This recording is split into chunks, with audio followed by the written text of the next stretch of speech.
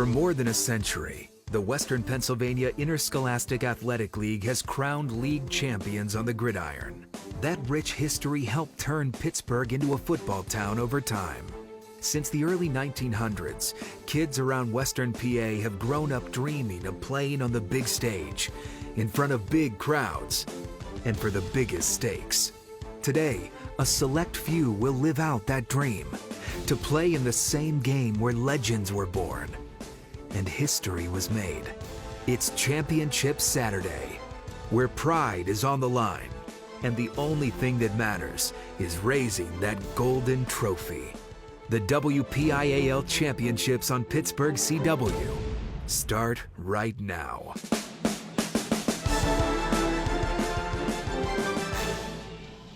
Good evening, everyone, and welcome to the 6A WPIAL Championship game presented by UPMC Sports Medicine.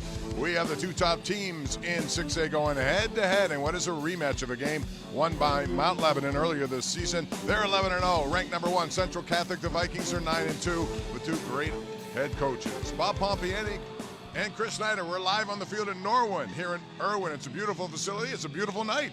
It's got to make you think back to the days you played. Perfect night. November football, cool, crisp night, two great teams. I'm excited to be here, and I anticipate a great game tonight. It should be a great game. It was the first time around, even though it took 2 days to complete because of some weather. Let's take a look at the bracketing here and how these two teams got here. Again, a limited field in 6A, so they only had to win one each. And Mount Lebanon took care of North Allegheny 28-17. Central Catholic, they doubled up Seneca Valley 42-21. So for all the marbles here tonight, and we got some great playmakers on both sides. Gannon Carruthers leads the way for Central Catholic, and he is a workhorse. He is a workhorse at 200 pounds. He's a between-the-tackles runner that can't take it the distance. He's a powerful runner. He'll run over you. He'll run by you. I would anticipate he'll go over the century mark tonight and get a heavy workload in this championship football game. Puts his head down and goes to it. On the other side, you have a lot of guys, including Alex Texa. He leads them. Averages, you can see some impressive numbers there. 1,500 yards rushing. He gets it done. He does get it done. The 6', 200-pounder is a patient runner. Likes to put his foot in the ground and make that cut, hit that cutback lane, as you see right there. In the first matchup, he had a monster game, so he'll have the attention of this Central Catholic defense tonight. And he has a compliment back there, too. Eli Heidenreich. Very good running back. There are a lot of weapons on the field here tonight for both teams, and you're going to see them in action right here as we continue live from Norwin. It's the 6A championship game, and we bring it to you on Pittsburgh's CW. Kickoff is coming up next.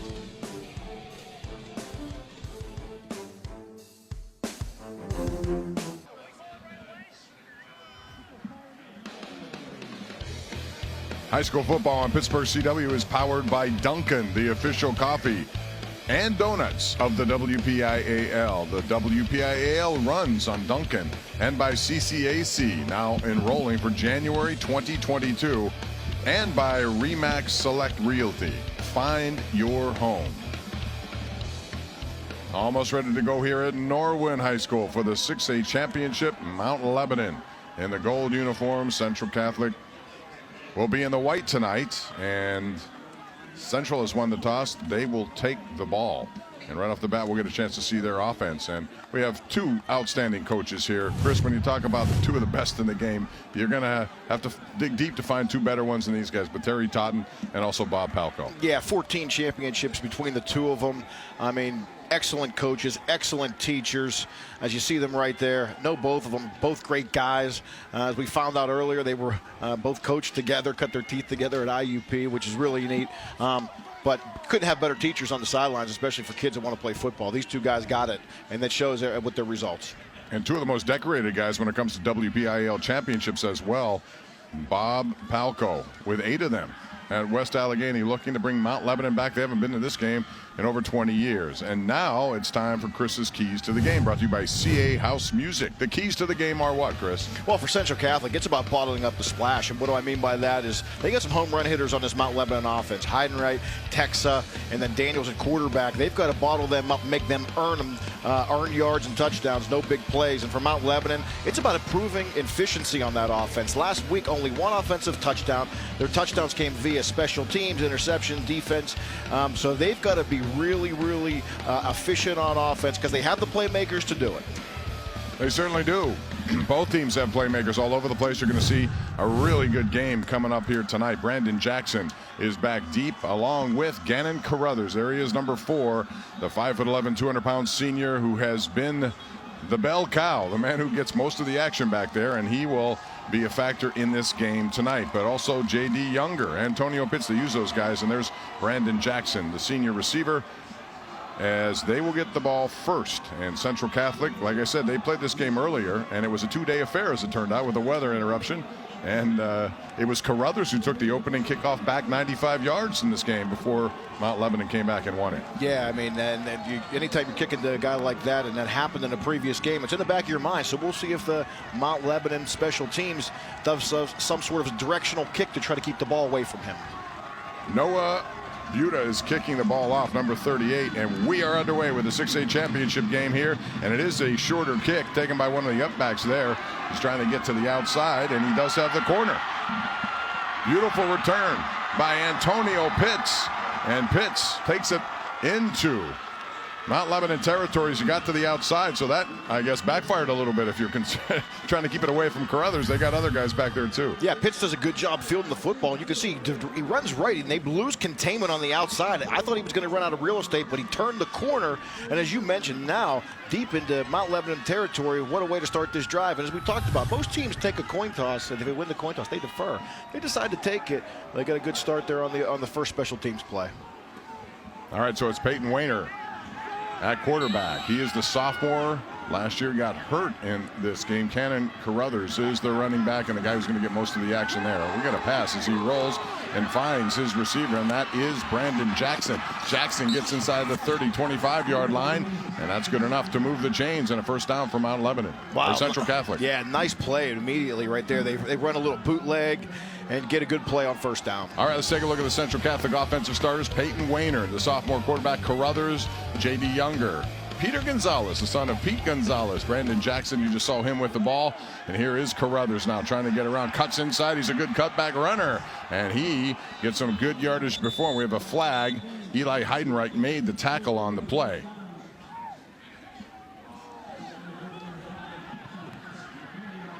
And they're talking it over down there.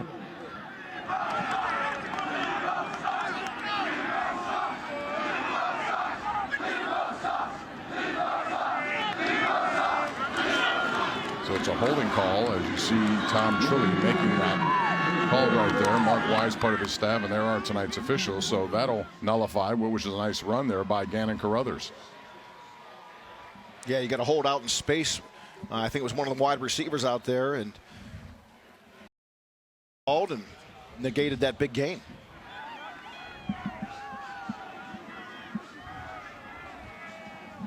All right, Josh Altsman, the tight end, into the game, number 19. Keep an eye on him. They utilize him in that position there.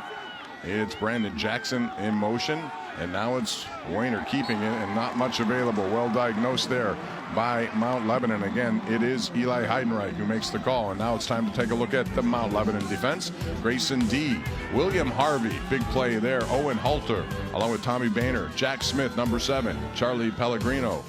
King Ward, Texa, Heidenreich, and Matt Wirtz complete that. And here we go again. This time, Wayner up the middle. Gets to the outside, gets a block from Carruthers, now slides inside the 20, and that's a smart play as he gets close to first down yardage. And a good play by the sophomore quarterback, who this year has 16 touchdown passes, 2 interceptions, and he's very good. 64% completion rate when he does pass. This is not your typical Central Catholic team right now. They're going tempo and out of the shotgun. Tempo, 3rd and 4. And now a flag comes flying.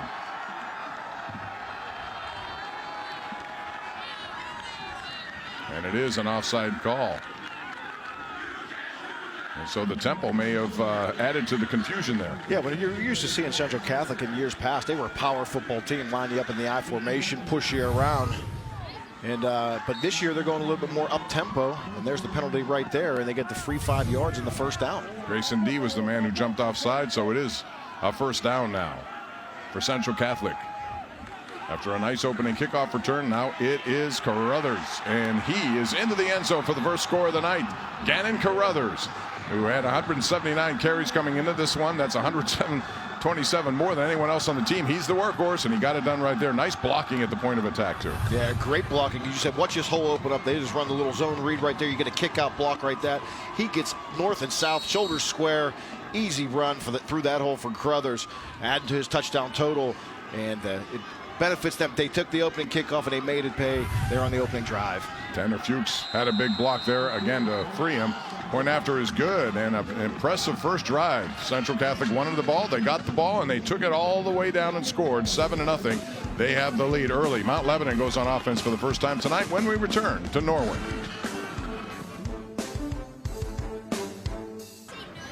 You know, although Mount Lebanon hasn't made it to the penultimate game here in Western Pennsylvania in over 20 years, they do have history with the finals. They actually played in the very first WPIAL championship ever held at Three River Stadium back in 1970.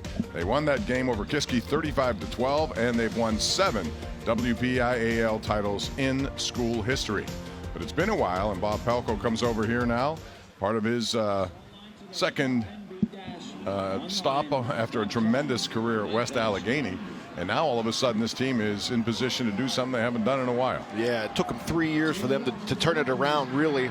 And if you get the opportunity to hire a coach like Bob Palco, why wouldn't you do it? He obviously came in and he's put his mark on this program, and that's what he's going to develop as a program here.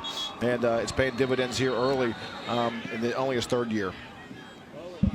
So right off the bat, it's Central Catholic takes the ball, goes down the field, 6 plays, 36 yards, a 19-yard touchdown by Carruthers. And they have the early lead here, 7-0. So Mount Lebanon, we're going to get a chance to see these two dynamic offensive players, and Eli Heidenreich and Alex Texa. They're both back deep to return this kickoff. Special teams always a factor, and it wasn't that first one. And certainly you didn't expect something like that on a short kick. The up back took it, and Pitts is a very talented kid as well, and he turned the corner and had something going there for Central Catholic. And now Heidenreich trying to make some moves to the outside. He's a tough guy to bring down, and Eli Heidenreich gives him good field position there at 16 yards on the return. And so Mount Lebanon goes to work on offense. This guy, you're going to see a lot of him. He has 14 catches that have gone for touchdowns, part of his 35 yards. Or 35 catches on the season, so he's dynamic. He knows how to cut back, as you see all of this on display in this return. Yeah, Heidenreich, he's a Navy commit. He's going to the Service Academy, and he's going to play in the A-back for them. Talented player, and you'll see him in the backfield and out on the perimeter in the receiver slot position. All right, so Joey Daniels in a quarterback here, the senior. And it's going to go to Texa. Texa cuts back, spins across the 40 to the 44-yard line. And that's a nice gain on the play. J.D. Younger makes the stop. And here are your offensive starters for Mount Lebanon with Daniels, Texa, Heidenreich, along with Anderson and Biersdorf. Grayson D is your tight end. Up front is Capricino, Hunter, Klein, Austin, and Joey Peters, as they go to work for the first time in this game. On offense, Eli Heidenreich is now going to take snaps, and they're going to do this quite a bit. And Mount Lebanon likes to employ a lot of different kind of looks here, and this is going to be Heidenreich getting it across midfield, and this is first down yardage. And now your defensive starters here for Central Catholic. Casino in front, Alessino and Ty Uhas, along with Donovan Heinisch, one of the best in the WPIAL. You go right down this list. Specca is a guy who was injured, and he's one of the key guys for them as well. Carruthers plays defense. Cushenberry. They certainly have a lot of talent there defensively as well. So Daniels, Heidenreich. And this is going to go to Eli Heidenreich as he gets to the outside now. Look at him go. Beautiful run after the catch. You always look for those yak yards. He picked it up right there. A nice gain as they get another healthy gain there on first down. Yeah, get it out in Heidenreich's hands quick. You'll see Daniels right here, 3-step, get it out there. He gets a block, makes a guy miss. And you can see the ability to make some guys miss and picks up more yardage right there. Right now, Mount Lebanon trying to get rhythm offensively and doing a good job on here on this first drive. So Mount Lebanon trying to counter what Central did right off the bat. Jack Smith and Alex Texa back there. And now a flag goes flying. Offsides on the defense. They're going to get a free 5 yards and pick up that first down. Dead ball, encroachment on a defense, 5 yards, first down. So turnaround is fair play right there. They had it the other way around, and now all of a sudden a little tempo, and all of a sudden it results in 5 free yards. Yeah, so first down. Yeah, going to try to blitz that A gap. Gets there a little too early. And in college, I mean in high school, you don't have to touch the guy. If you just get into that neutral zone where it's at, it's a free 5 yards. Number 3, Joey Daniels, 22 touchdown passes. They utilize his arm, even though they have a dynamic run game. They can do it a lot of different ways for Mount Lebanon. Now a quick hitter goes to Heidenreich. Heidenreich with a blocker downfield across the 20, close to the 16-yard line, and another big pickup right there. J.D. Younger brings him down, but not before.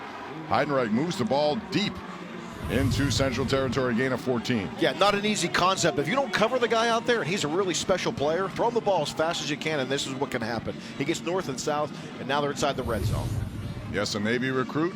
And from what Bob Palko was telling me, he scored a touchdown every game he's played, Chris, over the last 2 years. That's amazing when you really think about it. You know, to go out on every Friday night, not miss a game, and score a touchdown. Good for him, man, and it's paying dividends for him. And with that offer he's got. Now it's Jack Smith who takes a direct hit, and this one is diagnosed beautifully by Ty Yunus, and he makes the tackle there for a beautiful defensive play. Let's go downstairs. Our third member of our crew is Rich Walsh standing by. Rich. Guys, 2 legendary coaches in this matchup, and you don't see a coaching matchup like this too often, especially in a WPIAL title game. It's actually the most WPIAL championships between coaches ever in a WPIAL championship game. 14 WPIAL titles between the two. And by the way, a side note here, these guys go way back. Actually, their first coaching job at IUP, they were roommates. Palko was a student assistant, and Totten was a grad assistant. Guys? And Rich, I asked them, do you have any secrets? They were not willing to tell me anything here about each other, but I know when they get together, they do have fun stories to tell. And now it's Daniels scrambling around, looking for an open receiver, and finally has his man there, and it's Texa. Texa makes the play, cuts down close to the 10-yard line before the pursuit finally gets him, but that looked like it was going to be a well-diagnosed play for the defense, and they come up with a very nice play.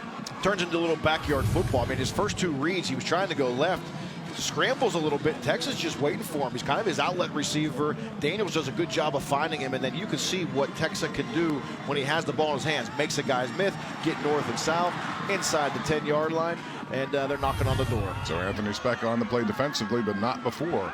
They come away with a big, healthy gain right there. Up the middle it goes to Texan. This time nothing doing. And a good play right there defensively. Good job by that defensive front. Malachi Missouri, coming in there and making some penetration and getting a stop. We're going to have a 4th down play here. What will Mount Lebanon do? Well, it looks like they're going to be in a mode of scoring as much as they can. So they're going to go for it 4th and 2 now with 6:29 left in this first quarter. 7-0 Central on the first possession. They got a good return. Took it the rest of the way, and a 19-yard score by Carruthers. So now it's Daniels getting another call in from the sideline. Texa in the backfield. And it's going to go to Texas, trying to get some extra yardage after being hit. And a beautiful play there defensively by Malachi Missouri, but it depends on where they're going to do it. Does it look like they have it? I think they got the first down. But it was right a good there. effort right there after he was hit. Yeah, hit in the backfield behind the line of scrimmage. You could see the balance, though, that Texa has right there to kind of just drag him along, and the strength that he has to take the defender with him. Good play by Missouri, just a little bit better play by Texa right there to get the conversion. And the tempo continues here for Texa, and that's a very good play after he was hit. It could have been a loss. Texa gets it again. Dragged down from behind, but he gets close to the goal line right there. And that is Alucino, who falls on top of him, but not before they come knocking at the door here now. Boy, this game is going to be a really good battle in the trenches. You can see both these teams are playing downhill, and they're coming after each other. And it's going to be a tough one in the trenches tonight. Who's going to be tougher? Who's going to create the holes is going to determine this game. It's going to be won and lost at the line of scrimmage. Some really good, talented defensive players here, too. We'll talk about Anthony Speck as we go along, but right now it's Texa, and he's going to get the call, and he's going to go in. Alex Texa scores to counter the touchdown by Carruthers. We talked about both those guys in the opening, Chris, and right off the bat, both have made a remarkable contribution to their teams. Yeah, impact on the game, the direct snap out of the Wildcat. You can see the field Texa has for running the football. His 18th touchdown here rushing this year. The 6', 200-pounder. He's a senior. He knows the importance of this game. He smelled the goal line, and he got there. You can see why it's very difficult to try to defend this team with both Heidenreich and Texa, and the kick is up and good. They combined for 229 yards per game and 29 rushing touchdowns combined. So that's a 10-play, 64-yard drive. 4:52 off the clock, and it's 7-7 with 5:11 left. First quarter of the 6A championship game. It's Alex Texa who converts, and we are tied at Norwin.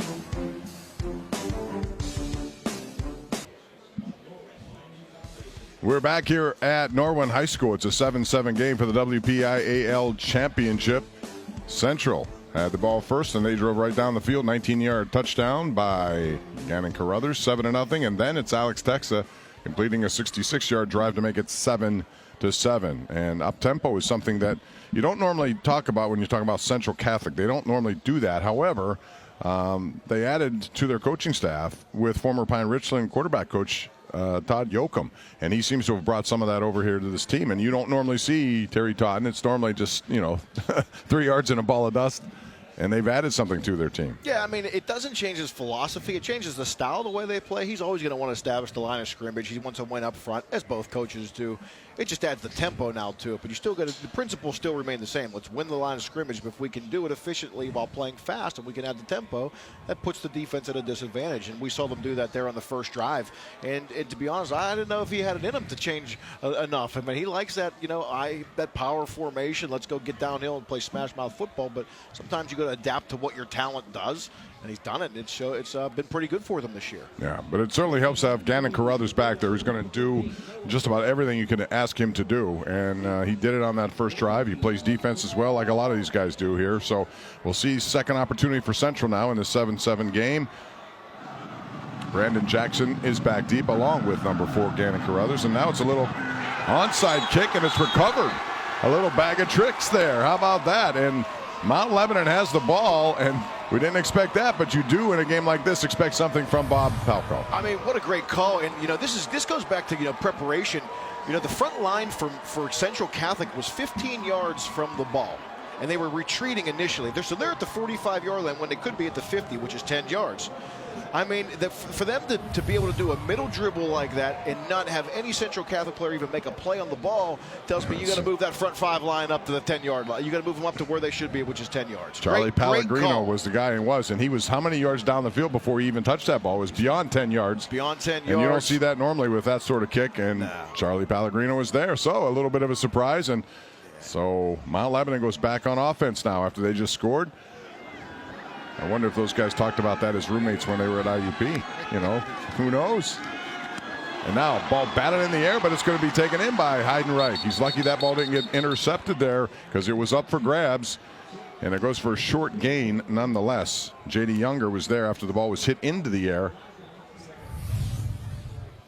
Yeah, I mean, in Malachi, Missouri, who we've mentioned his name a couple times, is he the one that almost made the interception on that? He hit the ball in the air, He hit the ball in the air right there, so we've seen him out playing on the defensive line, coming off the edge. Now we see him out in pass coverage, and boy, that was almost a pick. Get the ball right back. Nonetheless, Mount Lebanon does make the catch, secure it to keep the football here after that special teams play they had. Yeah, now we see a Wildcat, and again, it's going to be Eli Heidenreich, who's going to take a direct snap, get some blocking, and burst through the hole. Heidenreich goes down inside the 35 to the 32-yard line. And a nice play by Robinson Waddell there to tackle him. But again, he and Younger combined a little too late. They get first down yardage. Just a good, simple heads-up run. Yeah, good job with that offensive line. They get a seal on the edge right there with Peters, number 55. And then you can see Heidenreich hits it up in their shoulder square. They get good blocking on the outside. And they pick up the first down, but it looks like it's going to come back because of a hold. Well, that was a 12-yard run, too. Well designed, well executed, but somebody did something they shouldn't have on the holding call. We'll see what the call.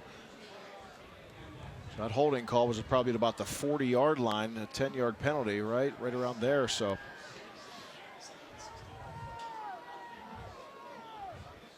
that takes what would have been a first down and moves it back at the point of attack, 2nd and 16 now.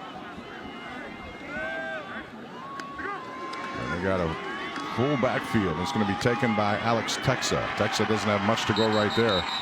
They show you a lot of looks, does Mount Lebanon in the backfield, and you never know who's going to get the ball. They spread it around pretty good, but Texa didn't have anywhere to go there, Chris. No, he was going left, and you can see how kind of patient he's going to be right there and try to hit that cutback lane, but guys do a good job defensively filling the gaps. Heinisch and those guys, and they do a good job of filling the gaps. There's Heinisch, the Notre Dame recruit, following in the footsteps of his brother, who's currently at Notre Dame. And good football player right there. You know he's tough. You know he plays hard, and he's reliable. 6'2", 275. And he is heading to Notre Dame. They were big winners today. He's trying to be a big winner here tonight. So now it's 3rd down, 15 yards to go, and we have a stop. I think they're looking at the play clock over there. Something might have been wrong.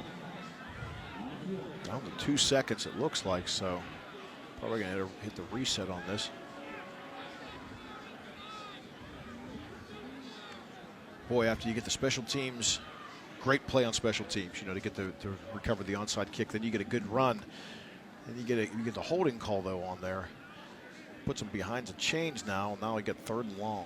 Yeah, all it takes is one penalty. You hear all coaches all the time talking about those kind of penalties and what they do to drives. They are drive killers. And that was promising because they had it inside the 30 before that penalty was called. So they start the clock again as we approach 3 minutes left in the first quarter. 7-7 game. We expected a really good, hard-fought game with a lot of dynamic plays offensively, and so far we've seen that. Daniels and Texa now in the backfield. Daniels is the man under center.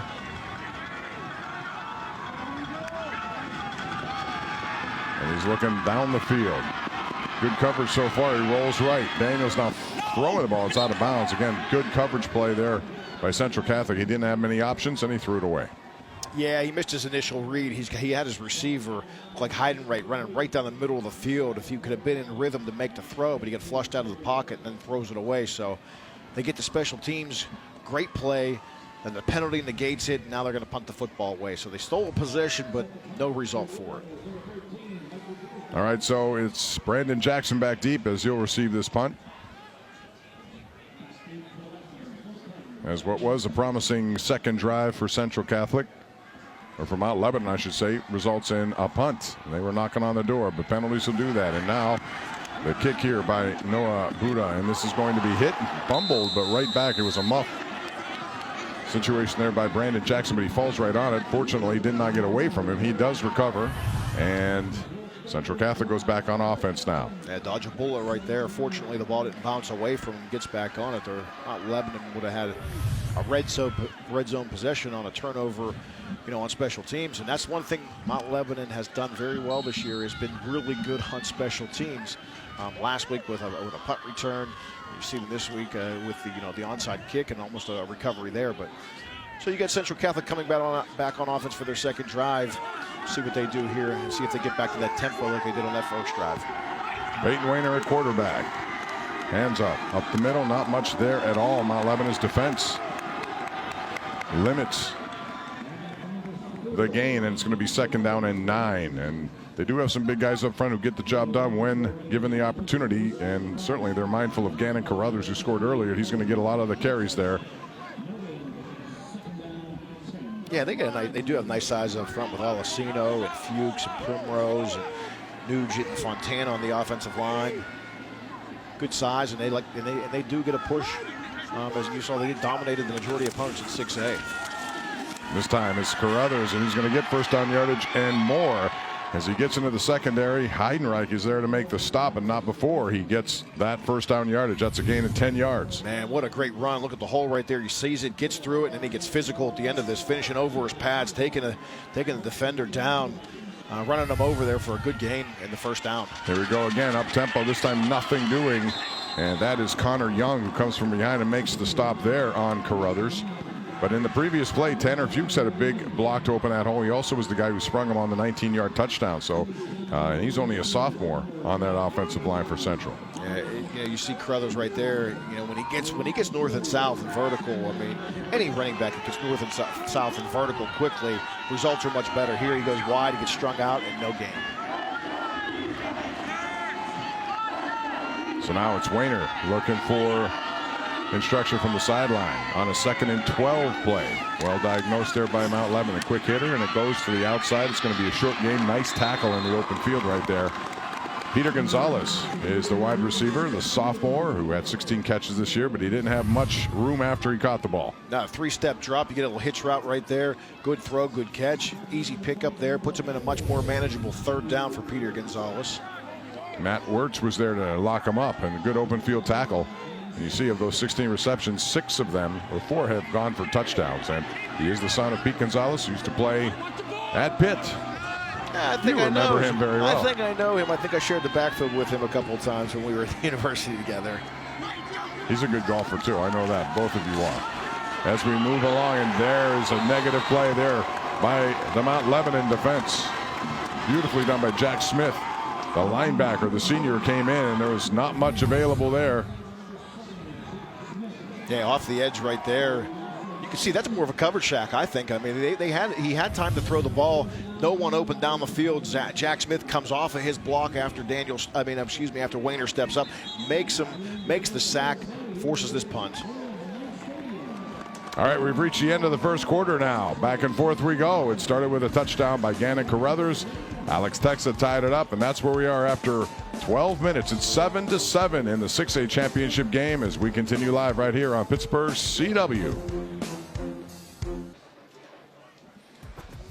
Hey, the WPIAL Championships on Pittsburgh CW are brought to you by First National Bank, the official bank of the WPIAL. Let's get started.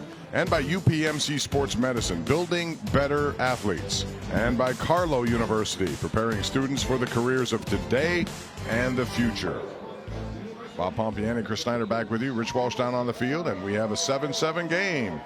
And a lot of kids from both sides are in attendance here tonight. Good to have fans back. Good to have excitement in the stands. And this is just a kickoff of WPIAL championships. We got 5 of them coming up next week as well. 2 on Friday, 3 more on Saturday. And we'll have those 3 for you here on Pittsburgh CW. Now we have a punt. And this is by Matt Shearer. And it's going to be downed at about the 34-yard line. Heidenreich was back. He didn't bother touching that one. So Mount Lebanon gets the ball back. And they'll go to work trying to take a lead here for the first time tonight. Central Catholic came out, in case you just missed it, and joined us. Well, they took the opening kickoff. Nice return by Pitt. Set up a touchdown by Carruthers as he scores from 19 yards. And then it was Texa completing a long drive by Mount Lebanon as he gets a 2-yard score. And that's where we are right now at 7-7. Joey Daniels at quarterback, number 3.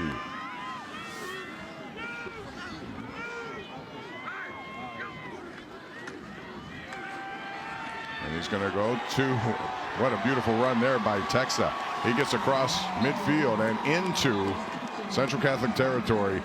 He's a very talented guy. Made a quick cut right at the line of scrimmage and gains 22 yards. Yeah, you know, this will drive a coach nuts. Watch, the guy's in position to make the tackle right there, make a guy miss. And then Texa does what he does. He gets into the secondary, and he can get north and south. And a big gain there for them on first down. You can see his numbers. Almost 9 yards per carry, 1,500 plus on the year, 17 touchdowns.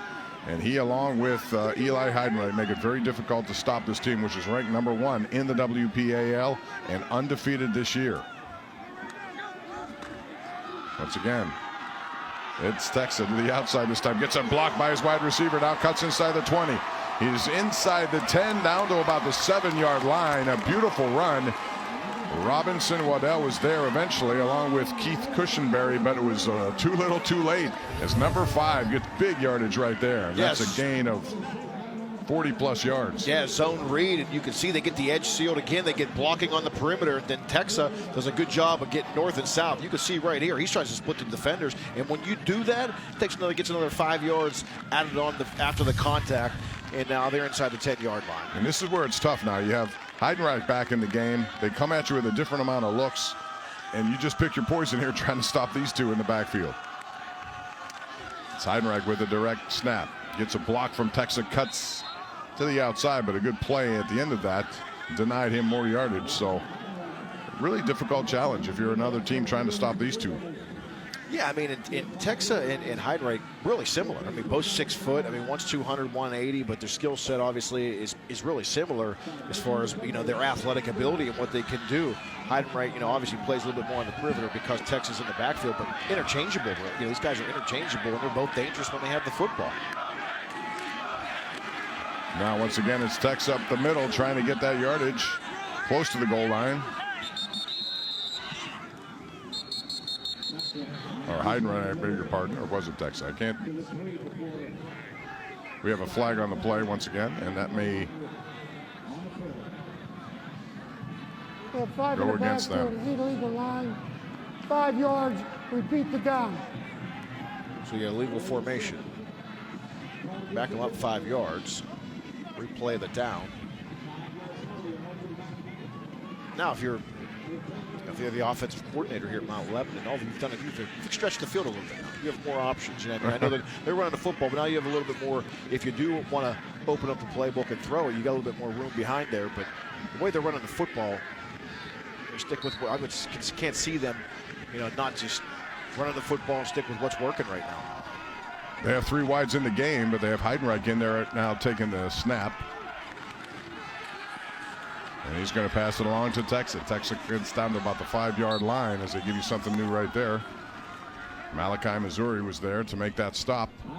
A lot of different possibilities from that formation because they do throw the ball. When Joey Daniels is in there, they've had 22 touchdown passes this year. Yeah, and Texas right there, I mean, if he actually gets that swing pass and he stays to the outside, they had 2 defenders covering 3 outside. They had him double teamed.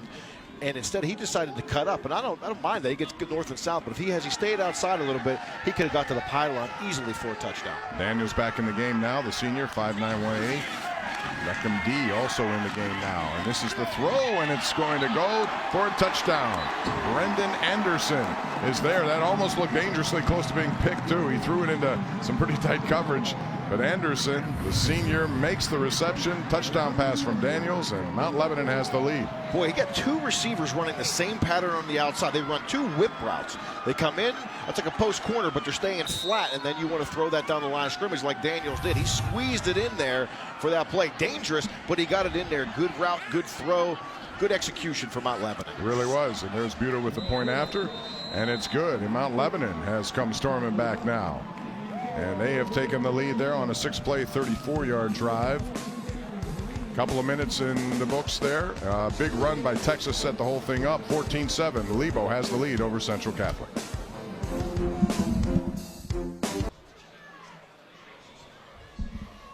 Hey, tonight Mount Lebanon is playing for the 6A WPIAL championship, but back in the day, they were actually the very first school to win the Quad A championship.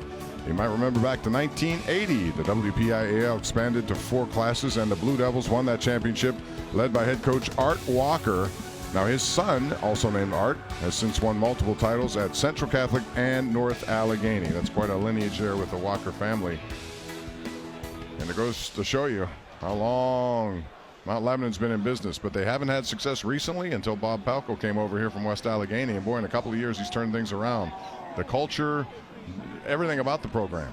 Yeah, it really has. I mean, and it shouldn't surprise anyone. I mean, when you win as many championships as he did at his former school at West Allegheny, there's a reason why. He established a program, he established an attitude, he established the bar, you know, and it was about achieving that bar at a level of success. He's already done it in 3 short years here at Mount Lebanon, and don't look for them to go away anytime soon. I'm sure as long as he's there, they're going to be really competitive. First had a chance to coach his son at West Allegheny, and now we have a little reverse action here, and it's going to go across the 40, and he still has an opportunity to go on this play for a nice return there. That's 48 yards on the return, and again, we've seen some razzle-dazzle here, and that was number 9, Liam Kernan. This is all film study, you know. Central Catholic is saying, okay, we know you're going to kick it short to the right side of our return, or we can set up a little reverse on that, and it's exactly what they do. So they get a big special teams play. And again, this goes back, this is all coaching and film study, understanding what the other team's tendencies are, understanding what they do, and how can we capitalize it, and how can we make them pay and make them think the next time that they kick the football off. And they did it right there, and now they're got great field position here to start this drive. That was a great bit of balance there on that return as well. So now, handoff up the middle. And it's actually Wayner who takes that ball and gets some nice yardage. Not enough to get the first down, but enough to give them a nice second down and manageable play here as they get inside the 30-yard line, trying to counter Mount Lebanon's touchdown. Yeah, Wayner, hasn't run the ball much this year. He's a sophomore, 6'1", 160 pounds. He's thrown for 1,300 yards, 16 touchdowns, takes care of the football. Maybe that's a new dimension that they wanted to implement, is have him run the football a little bit more to take some pressure off of Carruthers. And that would be a good thing, because Carruthers is the guy who gets it all done. And sometimes, and he's the guy there, the pass kind of short hops him there, and he slides down incomplete. But Peyton Wayner last year broke his leg in this game. It was at North Hills, and it was a scary situation for him, but he's bounced right back and made a nice recovery and right back under center for this team. And missed a big play right there. They had Carruthers on a little, flare pattern right there. All he had to do was just get him the ball in his hands, and he would have had some room to operate, but wasn't able to come away with it. Now it's going to be Gannon Carruthers. They fake it to him actually up the middle, and they're going to be first down. And it looks like very close to the sticks. If not there, it'll be very close. Once again, it's Peyton Wayner, the ball carrier. Well, they had been given, Carruthers a lot of those runs on that zone read right there, and the quarterback had not been keeping them. But here we're seeing on this drive is he's making the reads. They're probably trying to focus more on Carruthers, and they're trying to take him away. So Wayner's making the appropriate read and getting a good positive yards there the two times that he's ran it. All right, so they're going to call it 4th and 1. It's short. As they get the call in from the sidelines, but they're going to go for it. And why not? They're getting a lot of yardage. This time, not so much. In fact, it's well diagnosed, and Carruthers is stopped in his tracks. In fact, he loses a yard there. Loss of 2 officially. Beautiful play by Jack Smith, who comes in and makes that play. He, among others, too. 68 was involved. Owen Halter. Yeah, 68. There was no chance for that one to succeed. Now, Owen Halter in the middle, the 6'1", 235-pound senior defensive tackle gets off a block, makes contact in the backfield, and then the cavalry comes. A big stop there on 4th down for this defense here for Mount Lebanon. Just when you think they were going to put together they thought they had the first down call on the previous play, and it was just marked short. You expect Carruthers to get the call, but then again, everyone did. Yeah, I think everyone did. And again, in that line of scrimmage, who's winning it up front? And you get penetration like that, make the tackle. Obviously, it's a game-changing play. All right, we go with Texa again, and he cuts across the 35. Gets very close to first down yardage there. A nice gain on the play. Missouri is there to make the tackle, but not before Texa gets some very healthy yardage. Yeah, solid job right there, making a good read, being patient. You see Texa lets the blocks develop inside. Looks like he wanted to cut ups inside initially, bounced it to the outside. He got the blocks, got to the edge, and moves the chains. Texa having a good first half. He really is, and he is a guy who has put up big numbers, almost averaging 9 yards a carry. You put him in there with Heidenreich as they are right now. That's a tough 1-2 combination. Combined 29 rushing touchdowns this year, so they know how to get things done in these situations. That's going to be enough for first. They had the first down, so it's good pick up there for 3 when it looked like nothing. Liam Kiernan, number 9, who had the return on the previous thing, makes the stop there for Central. Yeah, Heidenreich, really, you want to talk about effort right there. Should have been tackled at the line of scrimmage. Looked like he was tackled at the line of scrimmage. Somehow squirts out of the tackle and picks up 3 yards. When you've got special players like that, they find ways to do just little things like that make a difference in football games. So 2nd down and 6. And Heidenreich, as we talked about, he's going to the Navy, and part of the reason he committed because of the family tradition there. He said his grandfather and uncle both served in the Navy. So that's something that's been on his to-do list, and he's going to get the opportunity to do it. And they got a good one there. Now it's Texa. Beautiful run to the outside. Texa is going to the 30, the 20, the 10, and they're not going to catch him. Alex Texa, 59 yards all the way to the house. He got a good block to the outside, and then he turned it on. He can show you the strength, he can show you the speed, and he showed both on that play right there. Wow, what a good job by the offensive line. They blitz the A gap, and they pick it up. A lot of times they would let that guy would run right by and make the play. Texa gets the blocks from the line the line of scrimmage for those guys. He gets to the outside, and then you can see the speed that he has. Outruns every defender for that touchdown. A great job by that offensive line. And Texa, he's going to get all the accolades, but let me tell you something. It was set up front with that offensive line. And the tight end got involved as well. A good seal block as well. So That's how you improve the score to 21-7, by getting a big play, and those guys are both capable, boy, and showed the speed there. I knew he's strong up the middle, but he can outrun people too. Yeah, big solid kid, but remember, they get to stop on fourth down, the defensive stop on fourth down, and then the offense makes them pay with the big play from Texas. 3 plays, 73 yards, only a minute 30, the 59-yard touchdown run by Texas. A good job by this offensive line. Right now, man, they got things rolling. We'll take a look at it again, Chris, and we'll see some of the blocking that took place on this play to the outside. Yeah, the A-gap pressure by the linebacker gets picked up, and then you can see he's got a hat on a hat outside right there, finds the crease, and then it's just down the sidelines. He's got great speed. No one's going to catch him. But again, I believe that was set up because the A-gap pressure that Central Catholic brought was picked up.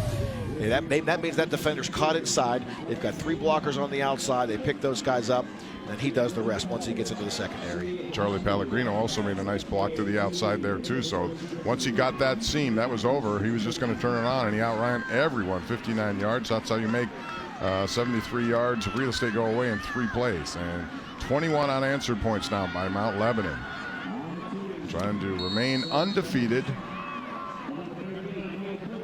They're 11-0 coming into this. Central Catholic and Mount Lebanon met earlier, and it was a game interrupted by rain, but there were some big plays on both sides of it. And it could have been, I think it was a little closer what the score indicated, but Mount Lebanon got the win. And now a shorter kick goes to the up back. Not much doing there, across the 30 to about the 33-yard line, and that's where Central Catholic will go to work. And they need something now with 6:33 left here in the first half after taking a quick 7-0 lead, 21 straight. And Central Catholic is very familiar with the finals. Take a look at it here. Since 2013, they're there. And when they get there, they normally do pretty good work too. Looking for the three-peat. Now we get an incomplete pass right there. This to me right now, you want to talk about a crucial drive in the game. You got 6 minutes and 30 seconds left here to go to halftime. You're down 2 scores, knowing that you took the opening kickoff in the first half, so you're going to give the ball back to Mount Lebanon. The last thing you cannot afford to do right now is turn this ball back over and get a good field goal. You got to sustain a drive. You got to put some points on the board. You got to get out of here only maybe down 14 or 7 points, as opposed to a 3 and out and giving them an opportunity to score some more points before half. Yeah, remember, Central Catholic won the opening kickoff, took the ball, so Mount Lebanon will get it to start the third quarter as well. That's Carruthers as he gets a short gainer there. Short of the sticks here. We'll see what they can do. Boy, both these offenses are so similar with what they do, and you can see Carruthers there. He gets to the edge, gets north and south really quick. Solid pickup there at 9 yards. They went away from him on the last drive, I think, because they were keying on him, but I think they know that they got to feed him the football. 3rd down and 1 now. Inside of 6 minutes left here in the first half. 21-7. Lebo has the lead. Looking for their first championship in over 20 years. And Wayner gets hit immediately back there. Not much going on at all. And that's going to be short. Good job penetration by that defensive line. Number 68 again, Owen Halter in the backfield, creating havoc. Second time we've seen him make a big play here this evening. And now 4th down, crucial part. They looks like they're going to punt the football away. They're in their own territory, hoping that defense can step up and get a stop for them. Yes, and Matt Shear is going to kick it to Eli Heidenreich, who's back deep. Terry Totten doesn't want to give him field position here, and they've certainly stood up in 4th and 3rd and short earlier in this game, so we'll see what they do. Heidenreich backpedals at his 20, has it, trying to make a move to the outside. Not much real estate there. Good coverage down the field, and that's where we're going to get it. We'll take a break here. 7-0. Central had the lead, but Mount Lebanon has stormed back with 21 unanswered. That's where we are right now. 21-7 Lebo, late first half.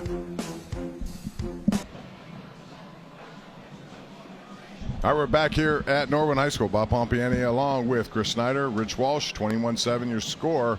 Terry Totten and company need to get busy here. They had an opportunity, but they were stopped short. Had to kick the ball away. Mount Lebanon really has an opportunity here to make a statement. Boy, they really could. 4:52 to go here in the half. You got the ball. You know you're going to get the ball to start the second half, man. You could could really do some damage here with a drive, a long, sustainable drive here, and with some points, and really open this lead up a little bit further, put some distance between you and the Vikings. And for the Vikings, this is about, they need to get stopped. They need to get a turnover. They need the defense to kind of stand up and make a play with them and get the ball back in their offense's hands here before the half. Central, you know, last year they won the 6A championship beating North Allegheny, but their season ended the very next week because of a COVID spread at their school. They never got a chance to play in the state championship, so they're looking to take this step and then one after it. But first things first, they got to deal with Alex Texa and company. Maclay, Missouri is there to make the stop, but it's a tough assignment because this team comes at you with a lot of different players, and we've seen both of them, number 8, number 5, on display in this game. Yeah, and they're really good at just feeling their way through with the ball in their hands of where they want to go. And they're blocking up front. They're patient, and then they pick a hole, and then they go. 2nd and 7 after a gain of 3. Texas has been the big man here today. The last drive was only 3 plays, 73 yards, but he got 59 of them on the touchdown to the outside. Really led by some outstanding blocking, which paved the way for him to turn on the speed. He gets the ball again up the middle. A nice bit of cutback running to gain first down and more for Mount Lebanon, as they're looking to add to this lead. A beautiful play there by number 5 once again. Man, small crease. He gets skinny, stays square, and gets through the hole. And a solid 5, 6, 7 yard pickup for Texa. Strong running between the tackles for him. We see him, he can get out on the perimeter. And now you see him right there, squeeze through the hole, stay square, and pick up good yardage. Gain of 9 on the play, so they're moving again. First down. And it's Texa to the outside now. Specca makes him turn inside, and they wrap him up after that. So that was a relatively short game, considering what might have been, but a good play by Anthony Speck over there. Yeah, swing pass right there. You see Daniels struggle with the snap, able to get rid of it just before he gets hit. Texa does a good job of making the catch. Small gain, but didn't. The ball was thrown backwards. He made the catch. It could have been a negative play, turned it into a positive one. So Mount Lebanon on the move once again, 2nd and 8 after 2 yards on that last pass reception from Joey Daniels to Alex Texa. The thing that's tough to do if you're playing against them is Texa gets rolling, and then he gets a spell, and all of a sudden you got a fresh Heidenreich. And this time it's Texa again trying to make a man miss, and he did with a nice little stutter step, and a flag comes flying in late on this one. But again, he has that ability to make a quick move at the line, and boy, picks up about 4 extra as a result of that, but we'll see what the flag is. Yeah, he's getting to the edge so easily, too, as we see. The block in the back on the offense. We're going to repeat the down, 10 yards. It's a spot foul. So it was thrown right where the tackle took place, so it must have happened right at that tackle point here. You see the hand up high there. I think they're calling it on. I thought it was on the receiver on the outside, but it's hard. Yeah, but it's hard to tell on that look. Yeah, I'm not quite sure there was a block in the back. But nonetheless, they called it. So instead of a first down, it's 2nd and 13 now, and those penalties are killers when it comes to drives like this. Direct snap goes to Eli Heidenreich. Not much doing there as he gets to the 40-yard line as they stop the clock with 2:33 left. Mount Lebanon with the ball and trying to add to a 21-7 lead. Well, you mentioned it too. You're dealing with Texa, and all of a sudden he gets a breather, and then here comes Heidenreich out of the Wildcat look and the direct snap to him, and then he's able to get to the corner and pick up some yards. They've done a good job, both these runners, of getting to the edge, but they're getting to the edge because these tackles, this offensive line, they're sealed blocks on the edge, and it allows those guys to get there and use their athletic ability to make positive and big runs. And they do have some big guys up front. You can look across their offensive line, 275, 255, 265, 265. I mean, big guys. And most of them are upperclassmen. In fact, all but one starter is a senior. So they've been together for a while, and I think that cohesion certainly shows with these two guys in the backfield. There's a pass and a beautiful completion right there. It's a number 2. That's the Heidenreich, actually. Out of the backfield. He can do it in a lot of different ways. Catching passes, he could run the Wildcat, he could run. Well, and a nice throw by Joey Daniels. Yeah, and it starts up front, though. Look at the protection. He's got all day to throw the ball. He stands tall in the pocket. Heidenreich does a good job of getting downfield, gets into the soft spot. He doesn't run through it and cover himself back up. Sits down. Daniels finds him, and they get across midfield for the first down. And that's 16 yards on that first down throw. Daniels now rolling to his right. Pursued, throws, Texa, and nice tackle there to the outside. And it's Malachi, Missouri, who wraps him up. But still, just a couple of yards there. And again, it takes an open field tackle. And if you miss him, all of a sudden there's more yardage down there. So, and these guys are tough to tackle in the open field. Tough to tackle in space. They're elusive. They're strong. They're physical whenever they've got to be, and they got speed. And just a simple play like that, you get the ball, flip it out to him in the flat. He picks up a solid 3-4 yards. Positive play. And we've said Malachi Missouri's name a lot tonight. We've seen him off the edge. He's now in coverage against Texas. He's been all over the field. Nice blitz pick up there by Texas, and Daniels can't get away from that though. He picked him up, but there's too much pressure, and that goes for nothing. Younger was there. One of the guys in the backfield made a nice play. But right off the bat, it looked like the blitz was picked up, and here they came. More than just one guy, and there's no room for Daniels. Yeah, that was one of those. That's what they've been trying to do. I've seen them a lot. They were trying to run that A-gap blitz. And it just makes some havoc in the backfield. And that's exactly what they did right there. And they're able to come away with a sack. And you think number 16 with Anthony Speck in there, he's trying to knock that ball away as he could. And we have a sideline warning now on a late flag that came in. Yeah, J.D. Younger's he was the guy that blitzed. He's coming full tilt and makes that play in the backfield. He's the one that's being helped off the field right now, too. Yeah, he got injured on that play. And again, they were trying to strip that ball, doing anything at this point to try to get that ball loose. Late in the first half, down by 14, they need something to happen here, and turnover would be something that they could utilize to their advantage. Yeah, right now they're just trying to get out of this half only down 14. I mean, 1:03 to go. You don't want to give up any more points, especially with that possession they're going to get in the second half to start with. Can't afford to get any more further behind. So we had one more second there. And those seconds matter. In this game, yes. It matters. You want to take advantage of every second you have, especially if you're Central and you're down. If you can get the ball back here, you never know what can happen. It's 3rd and 12.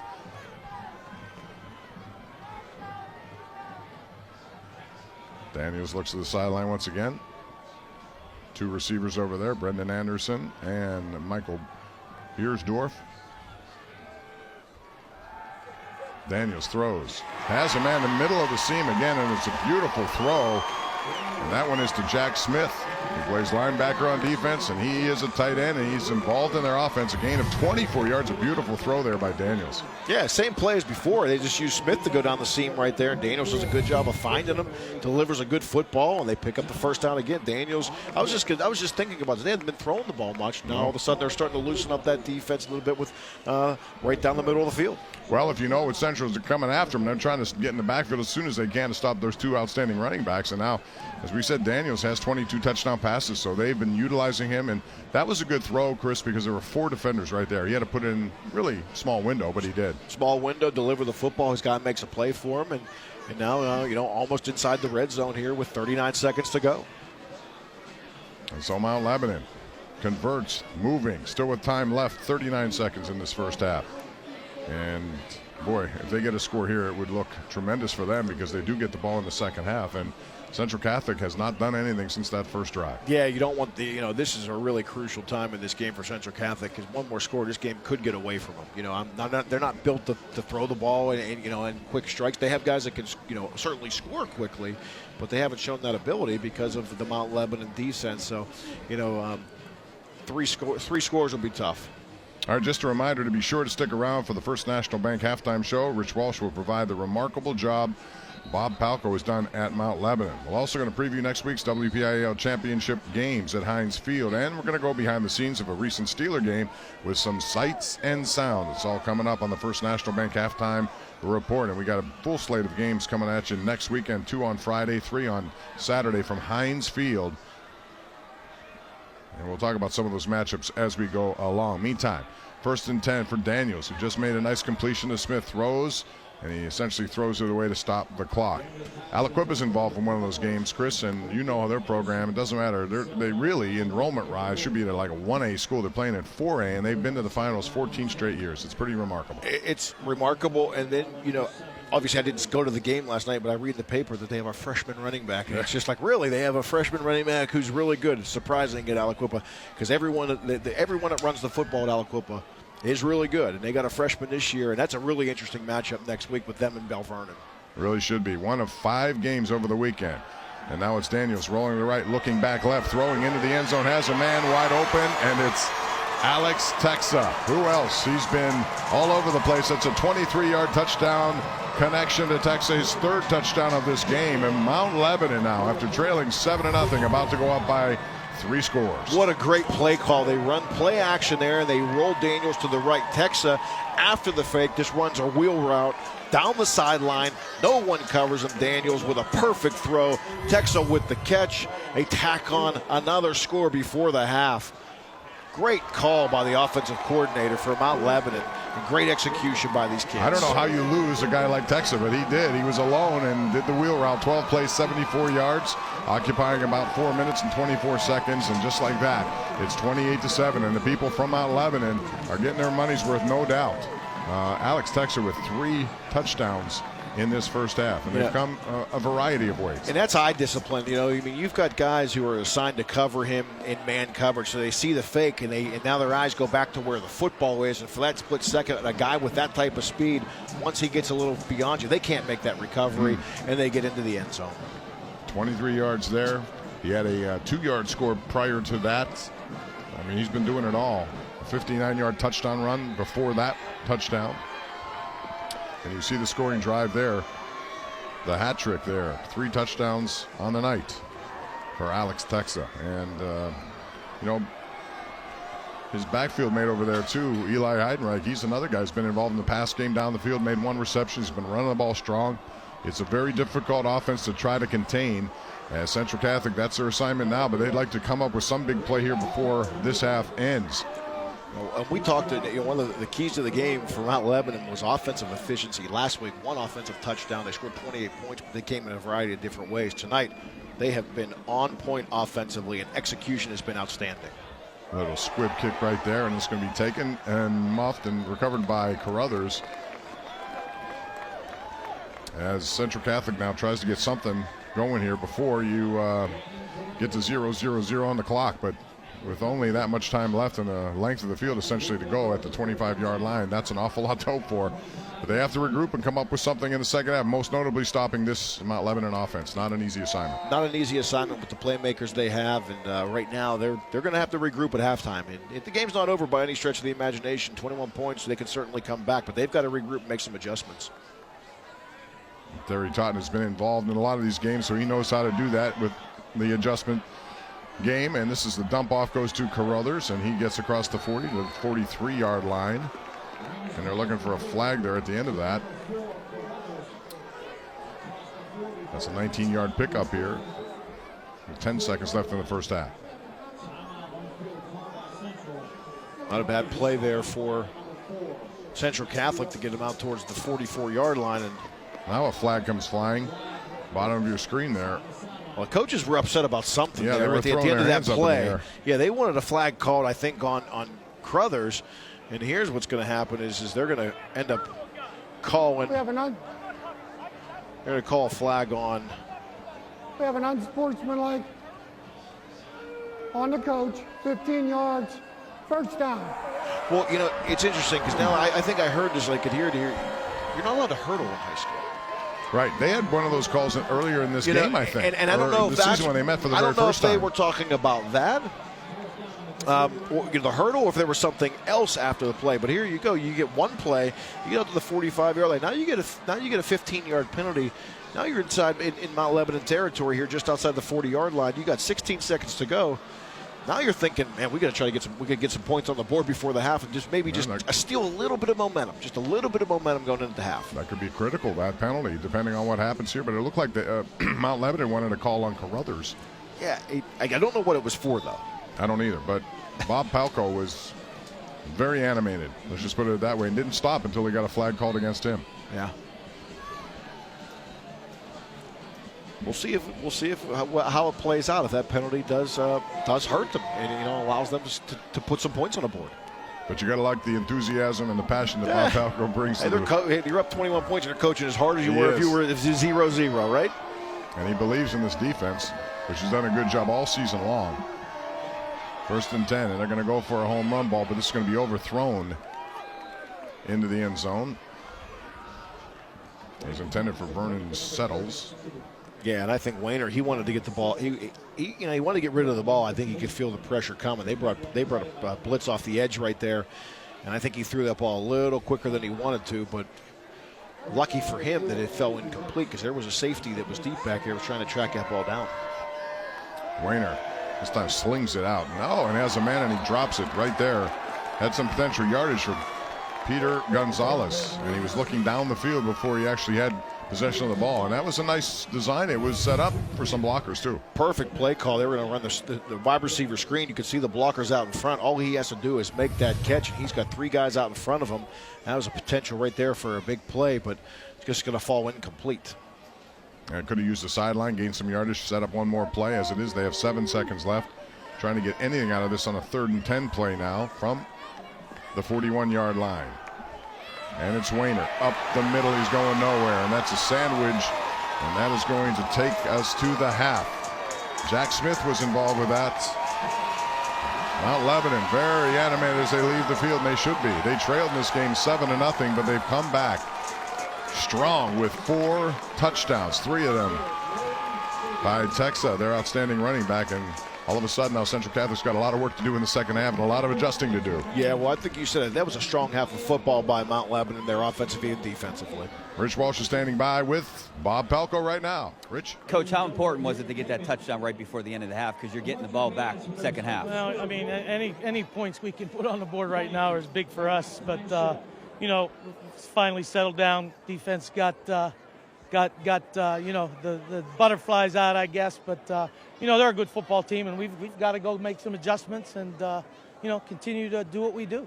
Seems like the execution is there. You have to be pretty happy with that. Did you have a good week of practice this week heading into this game? Oh yeah, we had kids they were dialed in. It was good. It was really good. But we're just making some stupid penalties. Mental mistakes. But it was still a really good week of practice. Yeah, it was good. See you in the second half. All right, thanks, buddy. Back to you guys. All right, Rich. Coaches are never happy. You're up by 21 and these stupid mistakes. So they're always going to find it. This right? is the main man, Alex Texa, 59-yard touchdown. He's had a big day, 3 touchdowns on this game, 28-7. We have the First National Bank halftime show coming up next right here on Pittsburgh CW.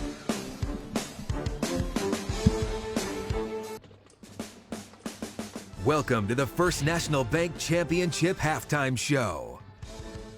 All right, welcome back to Norwin for our First National Bank halftime show. And right now, Mount Lebanon up big, 21 points over Central Catholic, 28-7. Alex Texa, big star right now for the Blue Devils. Good evening, I'm Rich Walsh. As we mentioned earlier in the broadcast, that we talked a little bit about, these two teams have very different histories in the WPIAL Championship in recent years. Central seems to be here every single year. That's not really the case for Mount Lebanon until one guy took over.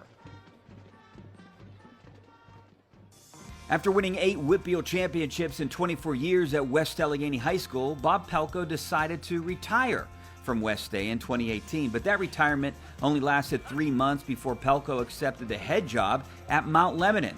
In just his 3rd season, he has Lebo in contention for its first WPIAL title in 2 decades. There's always been really good people here. It's just, just not used to maybe coaching how I wanted to coach or do things the way I wanted to do them, and then develop that team first mentality. Changing the mentality has been the biggest part of what every new head coach wants to build, a culture of winning. I don't know if I, think it's just about culture. I think, do you care about kids? I mean, to me, we're here to teach life lessons. One of those life lessons Pelko talks about is focusing on team over self, and his players have bought in. I mean, before Coach Pelko came, everyone was much more worried about themselves, like, what am I going to do? Am I going to get my stats? Am I going to get mine? But now everyone's like, we want to win, we want to get ours as a team, and we want to play together. He's changed everything, just the way we treat other people, the way we treat our teammates, and the biggest thing is he's taught us how to play for each other. Just a brotherhood. Like these guys are my best friends. As much time as we spend here, I don't ever want to leave at night. The seniors on the team haven't just been impressed with Coach Pelko's words, they've also paid attention to his actions. Seeing the way he operates and handles himself every day, you don't question why he's won all the championships he has. He's truly passionate about it, what he does, and he wants the best for you, and he wants he wants to win. And regardless what happens in the WPIAL title game this year, Pelko says he's focused on building Lebo into a perennial contender. We're trying to, be in program mode, build a program, not just, have one good year. And I think that's the thing that these kids have really bought into. All right, right now, Pelko's team is up 28-7. One of the reasons is this kid, Alex Texka, he had a 59-yard run, and then this reception to give them a 21-point lead at the half, and right now it's 28-7, Mount Lebanon. Tonight's game, of course, is the 6A WPIAL Finals, but the other 5 classes held their semifinals last night.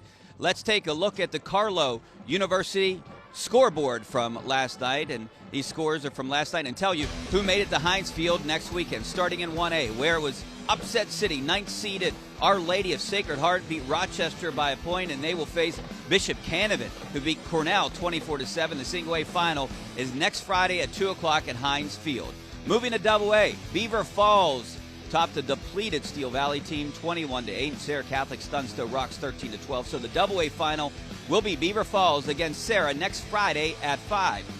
As for the 3A class, as expected, top-seeded Central Valley won big, 51-0 over Elizabeth Forward.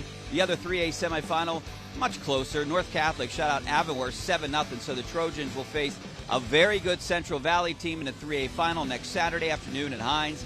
That will be the first of 3 games aired right here on the Pittsburgh CW. Up at 4A, Bell Vernon beat Thomas Jefferson for the second time this year, 21-7. And on the other side of the bracket was the game of the night. Aliquippa and McKeesport went to double OT, and the Quips threw a TD pass to top the Tigers 27-21. That 4A championship will be next Saturday at 3 o'clock. And finally, in the 5A class, it was the Moon Tigers won a slugfest with my alma mater, Penn Hills, 14-9. They will face a very good Penn Trafford team who beat Pine Richland 24-6 next Saturday at Heinz Field. The 5A game will be the third and final WPIAL championship you'll be able to check out right here on Pittsburgh CW.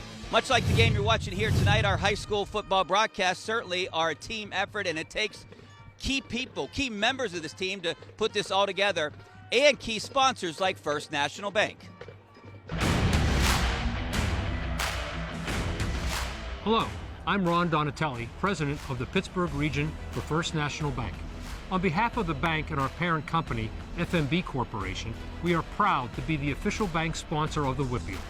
We appreciate what the WPIAL does for student athletes across Western Pennsylvania, and we share their commitment to putting our region's children on a path toward success in school, in our communities, and in life. One way we work to do that at FMB is through our efforts of financial literacy, making financial education available to anyone who wants to better understand personal finances and offering programming that prepares children for a more successful life after graduation. By connecting with students through partnerships like our relationship with the WPIAL, we're working to help young people better understand how to manage their finances, avoid pitfalls that come with poor financial decisions, and plan for a bright financial future. The more informed we are about personal finance, the more successful will be as they work to earn and save money, use credit and debt wisely, and invest throughout their careers and into retirement. At FMB, we put financial education front and center because we understand the benefits for individuals and the greater community. Our employees regularly provide education in our communities through various volunteer efforts and hands-on engagement with local organizations. On our website, we offer free resources to learn about everything from balancing a checking account to managing a credit card, paying for college, buying a house, and saving for retirement. We want our neighbors throughout our footprint to have access to knowledge and tools that give them the best opportunity to achieve their financial goals. We are honored to partner with the WPIAL in an effort to help students win on the field and in life.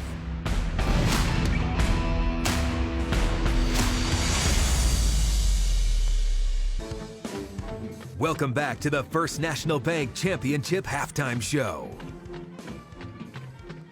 Welcome back to Norwin High School, and big first half by Mount Lebanon, 28 points, and they're up 21 against Central Catholic right now. 28-7 is your halftime score. And, you know, much like here in the WPIAL, rivals run deep in the NFL. Steelers and Browns was a big rivalry a long time ago. Not so much for so many years. It went dormant, but now it's back again. And with the help of the Steelers Media Productions, we take you inside with some sights and sounds from the Steelers and Browns.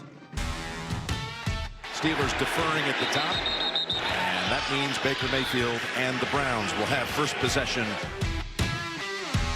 They're going to give it to Chubb. Breaks to the outside, back around Highsmith. And he's able to pull off a good run. An ailing Baker Mayfield had the Browns moving on their opening possession. Pulled in by the tight end, first down at the Pittsburgh 22. Pass is complete, and that's to the tight end, Austin Hooper. He's back. He's pumped. He's going to be hit and dropped for a sack. Cameron Hayward there along with T.J. Watt. It was like sticking a leg of lamb in a tank of piranha. They were after him that bad. The sack halted Cleveland's march, but it would take more splash by the defense to stop the Browns on their following possession. Chubb is shut down. He didn't even get back to the line. And the Steelers able to make the stop and take it away on downs. That was T.J. Watt making another play. It's all about responding now, Billy. You got to make sure you respond. A nice job by Chase Claypool to pull that in on the comeback. Oh, yes. Oh, yeah. There you go. To try to tie the game from the right hash. The kick is on its way. That kick is up, and we have a tie game. Chubb finds a hole off the left side, up over the 30, crosses the 35, and gets to about, well, the 35-yard line. Moving the ball with ease on their way to recapture the lead. Tight end pulls it in. That is Bryant down the field inside the 30, inside the 25, knocked out of bounds. A little read option, turning it back and getting to the 10, the 5, and into the end zone for the touchdown is Dearness Johnson on a great cutback. Starting to his left, saw a lane, went north and south, and scores from 10 yards out. First touchdown of the game. We got to work to stay clean and stay in the fight. Nobody blink. I promise you I won't. And don't you either. And blink they would not. Hands it off. Through the hole comes Najee. End zone. Touchdown. He leaps across the goal line, and the Steelers are in position to tie it up. Oh, yeah. What a play. What a great counter trap. You have the trap. You got people on the backside blocking people, but Najee takes that ball, and he just airmails it into the end zone. Oh, sweet Marie, what a run that was by Najee. The Steelers' youth wasn't finished introducing themselves to this rivalry. That's Najee, stiff arm up over the 40, the 45, and he gets across midfield. And the Browns are saying, who is this dynamo? Lean on him! Let's go!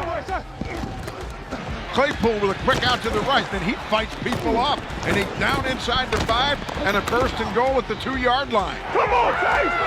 There you go, Chase! There you go! Oh, you got fighting going on here, Billy. Not duking, but professional football going on right now, man.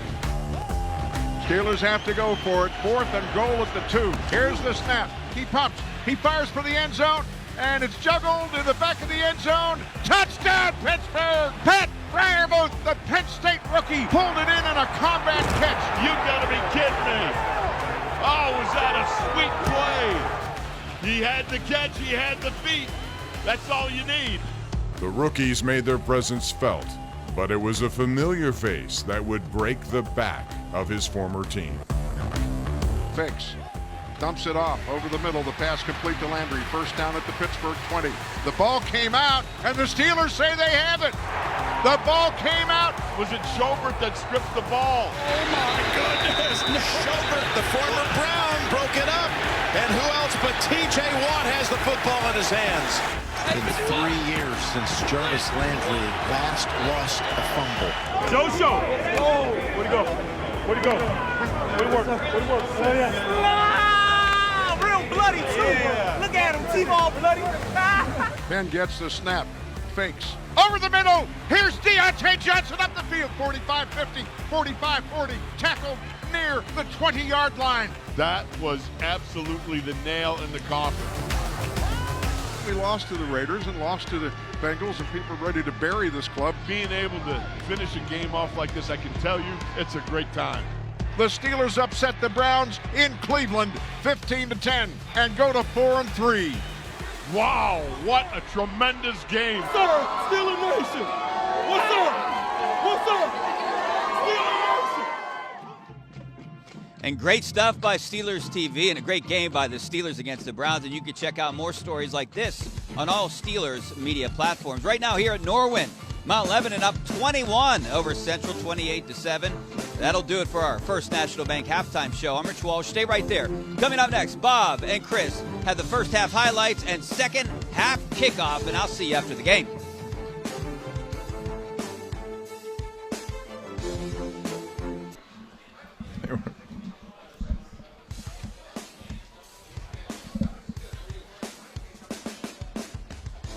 And we're back at Norwin High School Stadium for the 6A championship game. I want to remind you that the champions on Pittsburgh CW are brought to you by CCAC, now enrolling for January 2022. CCAC, also by Remax Select Realty. Find your home. And powered by Dunkin', the official coffee and donuts of the WPIAL. The WPIAL runs on Dunkin'. All right, so if you just tuned in, what you see is a score that didn't start this way. It was 7-0 Central Catholic. They got the opening kickoff. They won the toss. They took it, and they went right down the field. A nice kickoff return by Pitts. Sets up Gannon Carruthers on a touchdown. But after that, Chris, man, it's been all Mount Lebanon in every facet. We're going to take a look at some of the highlights. This is the start we're talking about with Carruthers. Yeah, Carruthers just a quick zone read, gets in the end zone there on the first drive. And you thought, well, Central Catholic's going to have one heck of a night until Alex Texa got involved. That's the first of 3 touchdowns. And then a pass here by Daniels to Anderson. And that is Brendan Anderson with the score to make it 14-7. And this run right here really epitomized the first half. Yeah, they've been able to get to the edge. Texa, you see his speed right there for his second touchdown of the night. And then the wheel route. Everybody forgot about number 5. I don't know how you could do that. They got lured into that flow to the right. He went back to the left, and then all of a sudden 23 yards later, that's a touchdown, part of his big day. And then Mount Lebanon's defense really did a good job, especially on 4th down here to stop Carruthers. So bottom line is defense, when you have a lead, makes it really tough on the opponent. So Central Catholic has a lot of adjusting to do here in the second half, and it gets worse for them because Mount Lebanon will get the ball first. So let's take a look at the first half stats here, and basically domination after that first score. Wow, I mean, it really is. I mean, Mount Lebanon just totally outclassed Central Catholic in the yardage department. Penalties, not really relevant at this point offensively, though. Mount Lebanon has been outstanding, but tip to their defense, too. All right, Rich Walsh is standing by now with Terry Totten of Central Catholic. Rich? Terry, 28 points unanswered. What do you guys got to do in the second half to get back in this one? We need an early stop, and we got to get something up on the board. We got to gap up and tackle, and we got to put points on the board. Thanks a lot, Terry. Good luck in the second half. All right, guys, back to you. All right, well, it also means you got to stop what they've done in the backfield, led by Alex Texa, who, Chris, has 13 rushes for 155 yards, 2 scores. He also has caught 2 for 42, 1 a 23-yard touchdown reception. So he, along with Eli Heidenreich, had made it very difficult on that Vikings team. Yeah, it really has been. I mean, and when you got 2 guys, you can get the ball in their hands, and they can make plays, special plays, as we saw in the first half. It's just difficult for the defense to kind of key in, but they got to try to take one of them away. And the first thing they got to do on defense, they got to set the edge. They cannot allow Texa and Heidenreich to get to the edge and get out in space to make those long runs that they've been making here in the first half. So still a half of football left, but the bottom line is they got to be very efficient, and they have to come right out and get the ball back as soon as you can. If you're Bob Palko, what do you do? Knowing that you have a lead, knowing that you want to use clock as much as you can, but do you become a little bit too conservative, or do you go after it just the way you did in the first half? Right now, I mean, you're going after it the way you did in the first half. 21 points is not it's not insurmountable for a team to come back from. Especially, you heard Coach Totten say, if we can get a stop on defense, create a turnover or a short field, whatever it may be, get themselves back in this game. Now, if you're Mount Lebanon, let's put the hammer down. Let's go out. Let's score early. Let's establish ourselves here in the second half. We built this lead. Let's add to it. And then and let your defense take care of the rest. And we'll see how it unfolds here in the second half.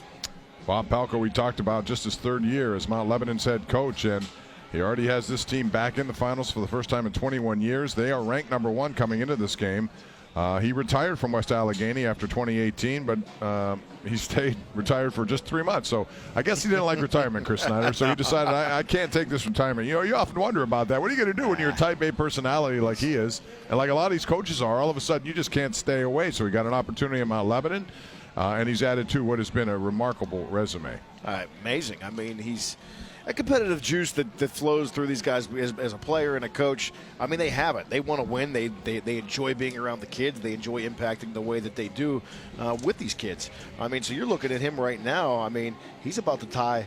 If he wins his game, he will tie Bill Churpak for the most titles in the WPIAL. And we know that Thomas Jefferson, they lost last night in their semifinal game, so they'd be tied if he wins. He pulls this one out here tonight. Yeah. So each with 9, and he would have 8 in one, and then 1 at another program. That's hard to do. Not many coaches have been able to do that, but you see it right now. So Palco would move up with Bill Churpak, whose team lost last night, but what a resume he has as well.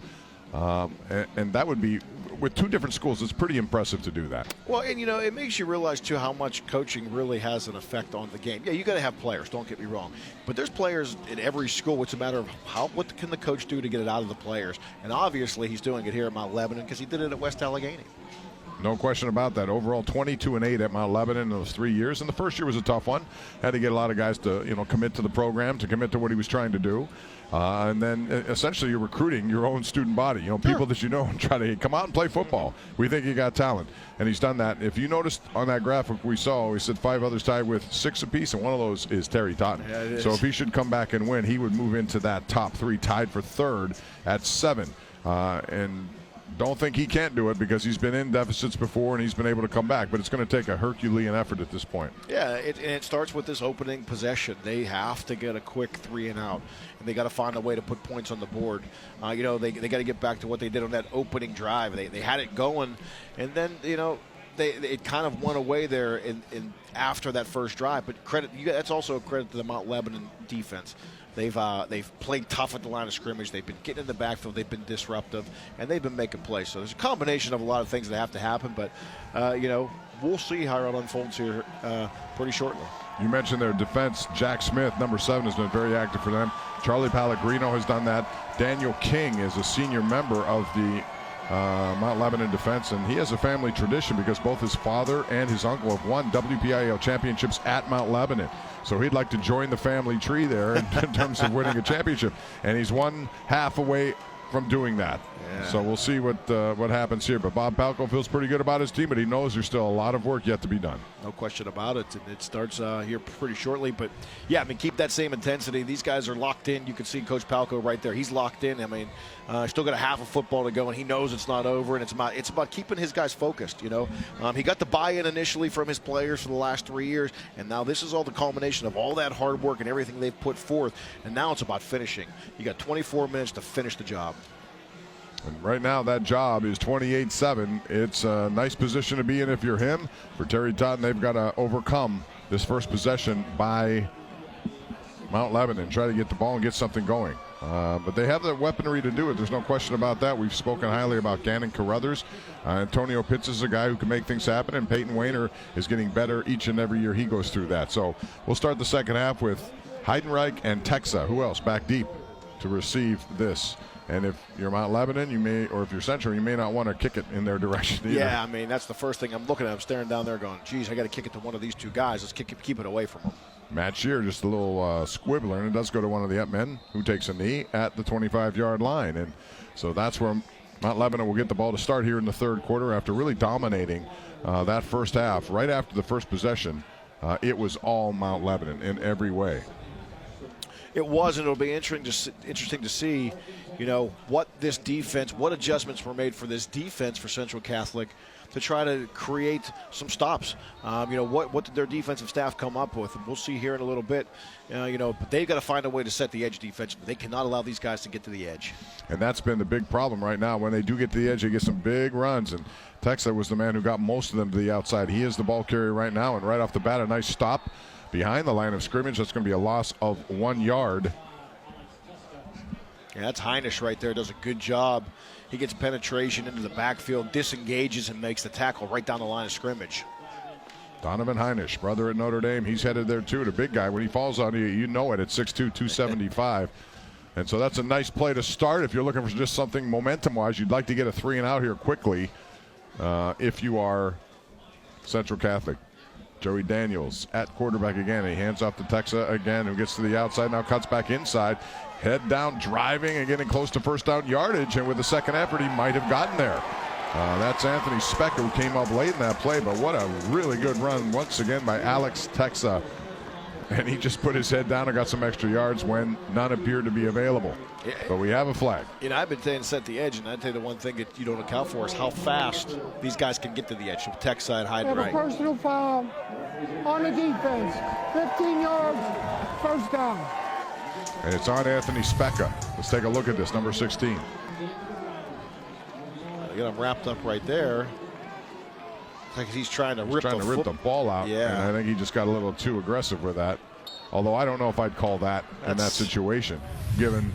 I don't know. I do not like that call. I can just tell you that right there. I don't like it either. I mean, he's trying to. He's trying to take the ball. TJ Watt for the Steelers got hit with a fine because he's trying to punch the ball, but that's a routine thing that he does. So he's trying to get a ball loose. I understand that. Yeah. This time, nothing there for Texas. You lose another yard with a late hit, and they're going to throw a flag on that one as well. And that looks like it's going to be called against the defense, obviously. And J.D. Younger was the guy over there who committed that foul. At least that's what it looked like up here. Personal foul on the defense. 15 yards, first down. That's back-to-back 30 yards of real estate they've just given up. Yeah, Rodison Waddell does a good job. Hey, listen, you got the guy locked up. You're running him right down the line of scrimmage. You run him out of bounds. You got to be aware of where you're at on the field. You get 3-4 yards outside. You could not take that extra shove out of bounds. So now here you go, 30-yard penalties. Yeah, the first one I didn't like. That one was unnecessary. As once again they deploy Heidenreich and Texa in the backfield. And Mount Lebanon looking for somewhat of an early third quarter dagger here if they can get one. Heidenreich turns it. Gets across the 30 to the 28-yard line. Liam Kiernan was there along with Waddell. He runs the Wildcat when he's in there too. Good job. They run a little zone read right there. Heidenreich keeps it and just feels his way to the right side of the field there for a solid pickup. And right now, if you're Central Catholic, you got to get composed. You got to get your composure back. You got to focus in on the job at hand and fill your assignments. Almost got him to jump right there. And right now you can tell Central's anxious. Somebody wants to make a play. When you do that, you get a little bit too exuberant, and maybe that explains the last 2 penalties as well. But they're critical ones when you have a team, and the series started a good way for Central Catholic. Now it's Daniels looking into the end zone, has a man back there, and it is going to be a touchdown. Flag flies. Eli Heidenreich. He was on the receiving end of a pass in the first half, and that's a touchdown right off the bat. A big drive, 28 yards on the score. They were going to call pass interference against the defense, it looked like. But Heidenreich is going to score here, and boy, what a nice throw again by Joey Daniels. We don't talk enough about his throwing, but he's very accurate, 64% completion rate on the season. Beautiful throw, and anytime you got a guy like Heidenreich on the outside who you trust to make the play, that penalty is going to be declined. His 15th touchdown reception on the year. Tremendous job. One-on-one on the outside, you like your chances with Heidenreich, and he goes up and makes a play for his quarterback. So he has 37 catches on the season now. 15 have gone for touchdowns, and he's close to 900 yards in addition to what he does on the ground. So, again, these two guys back-to-back, and that kick is not good. I don't know if somebody got a hand on it or not. But it's one silver lining, I suppose, of an otherwise dull game so far for Central Catholic. And here's that throw again, right on the money. Yeah, it was right on the money. Daniels does a good job of just throwing it to letting his player make a play on the ball. Sometimes, when you get one-on-one coverage out there, some guys can't keep the ball in bounds. They overthrow the guy, but here you give your guy the chance to make the play, and he does that for them. And Heidenreich, what a weapon he is. Texa, what a weapon he is.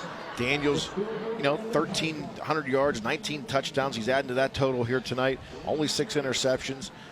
playing a really good football game, really balanced attack for these guys. Yeah, you know, they have a lot of seniors on this Mount Lebanon team, and Central, on the other hand, has a lot of underclassmen, and maybe that's a part of this as well. 5 plays, 75 yards, 156, didn't take long, but again, 30 yards of that at penalties, 28-yard hookup there from Daniels to Heidenreich, and those penalties are killers. And again, I don't know that the first one needed to be called, but you can't afford to take them, especially when you're down this big. Yeah, you cannot assist the team, you know, with 30 yards in penalties that, you know, is having their way with you offensively. You needed to come out and get a stop. You needed to be disciplined. You needed to do the things the right way to get the ball back for your offense. And then you give them you give them free 30 yards, and a team like this is going to make you pay. And you know, right now, you know, Central Catholic. We'll see what they have left in the tank. We'll see what they have left.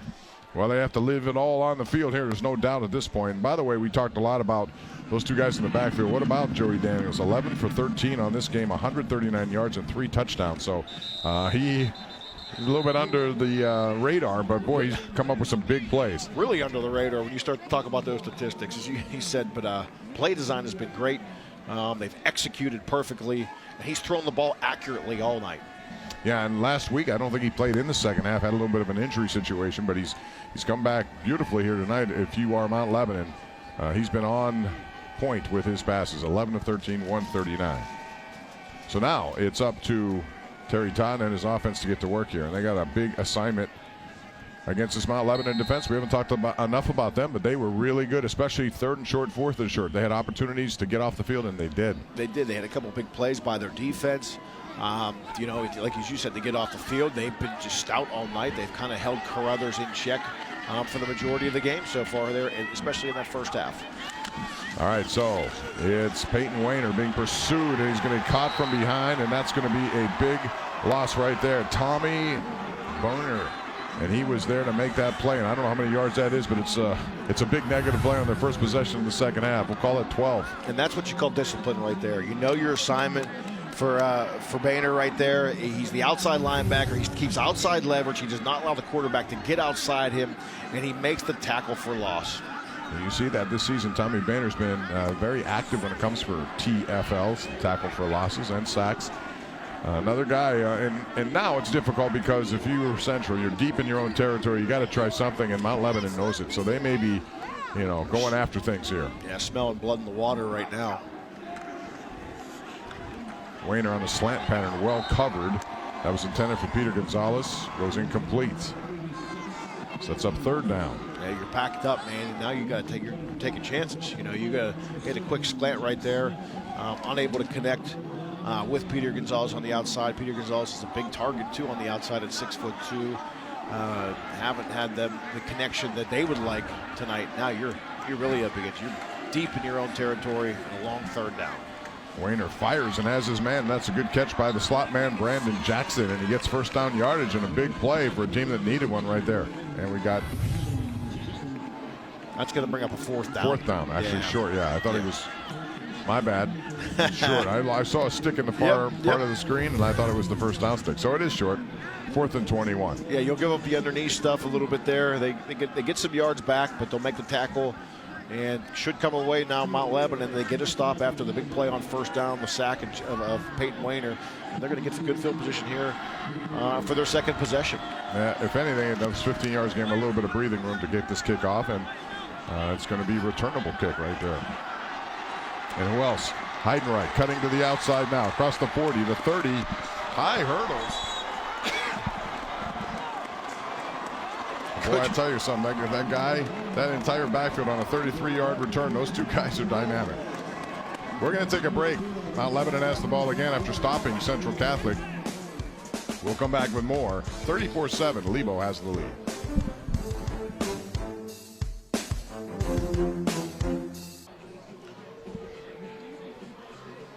Hey, by now, everyone in Western Pennsylvania knows Bob Palko for his coaching, but very few know he was a standout college quarterback. That's right, Palko ventured all the way out to play Montana Tech. Yes, you heard that right, Montana Tech. It was an NAIA program. He started 4 years for the Ore Diggers. Did you know that? They're called the Ore Diggers from 1978 through 1981. So Montana Tech was the place he went. And I think at first he thought it was some sort of, tech school where he was going to do something engineering-wise, and it wasn't that at all. He went out there and did a good job, and then that career began after that. He and Terry Totten together at IUP and other stops before they've enjoyed this rivalry, I think, every time they get together. As much as they want to win, they respect it, they understand how it goes. Here's Alex Texa again. Texa going for his 4th touchdown, the 10-5, and he's got it. Beautiful blocking right there. I don't know if he got touched at all. He went straight to the end zone, and his 4th touchdown of this game, and what a run it was. Look at a good job. Look at the hole right there on the outside, and he just presses that hole. No one's going to catch him. I'll tell you, the thing that's probably the most underrated thing that I didn't realize coming into this game was the speed of Texa and Heidenreich. Both of them game-breaking speed, and it's on display here tonight. So he now has 189 yards rushing after that touchdown run. We talked a lot about Charlie Pellegrino blocking earlier in the first half. He made a nice block there as well. So these guys are all doing it together as a unit. Team effort. You got to have everybody on the same page. And I think you heard Coach Palco say they had a good week of practice this past week. I think after the lackluster effort the previous week against North Allegheny on offense, and that's nothing to take away from the North Allegheny defense, because I'm sure that they're well coached with Art Walker. They played well. Tonight they are hitting on all cylinders. Everything they're calling up is working, and they are rolling. And they're going for 2 after missing the point after the last time around, and it's Daniels who's hit as he releases, and this is going to go incomplete as he was trying to go across the green and it just did not work. So they settled for just the 6 more points to make it 40-7, but still, bottom line there, boy, they have been really outstanding in every capacity there. The blocking on that play has been pretty much consistent all night long. They have dominated the line of scrimmage, and their wide receivers, tight ends have pitched in as well to contribute to those holes. Yeah, they've dominated the line of scrimmage. You see the scoring drive right there, one play, 25 yards, Texa with a 25-yard touchdown run. But you're right, they have dominated the line of scrimmage on both sides of the ball. Their skilled players have just made plays, and that's why the numbers are so big. When we came into the game, we were talking about Texa, over 1,500 yards rushing. Heidenreich with 35 catches for over 800 yards and 14 touchdowns. Daniels has been really good. And these three seniors, they're really tough to deal with. And they're right now they look like a force. They're a force that's going to be reckoned with in the PIAA playoffs as well. There's no question about that. A veteran team, a team that knows each other, plays well together, and they do it on both sides of the football. And now Central Catholic has a daunting assignment. There's still plenty of time left, but they're going to need some luck, some big plays. As Brandon Jackson's back there to receive the kickoff, but it's to the up man, and it's fallen on at about the 28-yard line, and that's where Central will go to work. Rich Walsh is standing by with more on the sidelines. Let's go down to him right now. Yeah, Mount Lebanon does something really unique. When the defense is out there, the offense comes over here to this tent, DV Sports, and they have a big monitor right here attached to an iPad, and they look over that series. Now, the big thing is Brian Lowe, the CEO of this company, was a Mount Lebanon grad, so I guess they get a pretty good deal on this stuff, right? Oh, of course. They're everywhere now, by the way. Probably a nice little booster, right? You get your booster club to go out and help you out with something like that, and it's an advantage. All right, so Weiner over the middle trying to hook up on the pass connection. It does not happen. It falls incomplete there. Josh Altsman was the intended receiver. Yeah, Weiner. That's a ball right there. Hits his receiver right in the hands. How many able to come away with it? But tough for his receivers out there tonight. They just haven't made the catches when the ball's been thrown to them. But Weiner, he's been on the mark for the most part. But they've had opportunities on, drive-killing short yardage plays that Mount Lebanon has stacked up when they've had an opportunity and bounced right back with that with points on their own. So this is a throwback to a wide receiver, and Jackson's not going anywhere. That's very good coverage once again. Carruthers, one of the guys over there. Defense flying to the football. Yeah, defense from Mount Lebanon. They are flying around right now. They're having fun, and you can tell that they're dialed in to what they're doing. They want to finish this game strong. People are running to the football on defense. They're getting off blocks in the middle there. They're making it very, very tough on this Central Catholic offense. Mount Lebanon 11-0 coming into this game, trying to make it a perfect 12-0. And there is Eli Heidenreich with an interception, although the official said it's on the ground and incomplete, but he was in position to make the play defensively, so why not? Man. He's been all over the place. What a play. You can see jumped that one. Yeah, look at him. He jumped right underneath there. Good call. Yeah, it was a good call. Great effort by Heidenreich, but a really good call by the referee over there. But look at Heidenreich break on that football. See, he kind of reads the quarterback's eyes, makes a break for it, almost comes away with the interception. Heidenreich says he had long hair throughout his entire life, so a military haircut may be a little bit of adjustment. He says his mom and dad will be anxious to see what he looks like with short hair, but you're going to find out. That'd be a big switch for him. 7:34 left in this third quarter. We have a timeout. We're going to take a break. 40-7, Mount Lebanon, after trailing 7-0, has come up with 40 unanswered points. Here at the 6A Championship at Norwood High School, we resume after this timeout.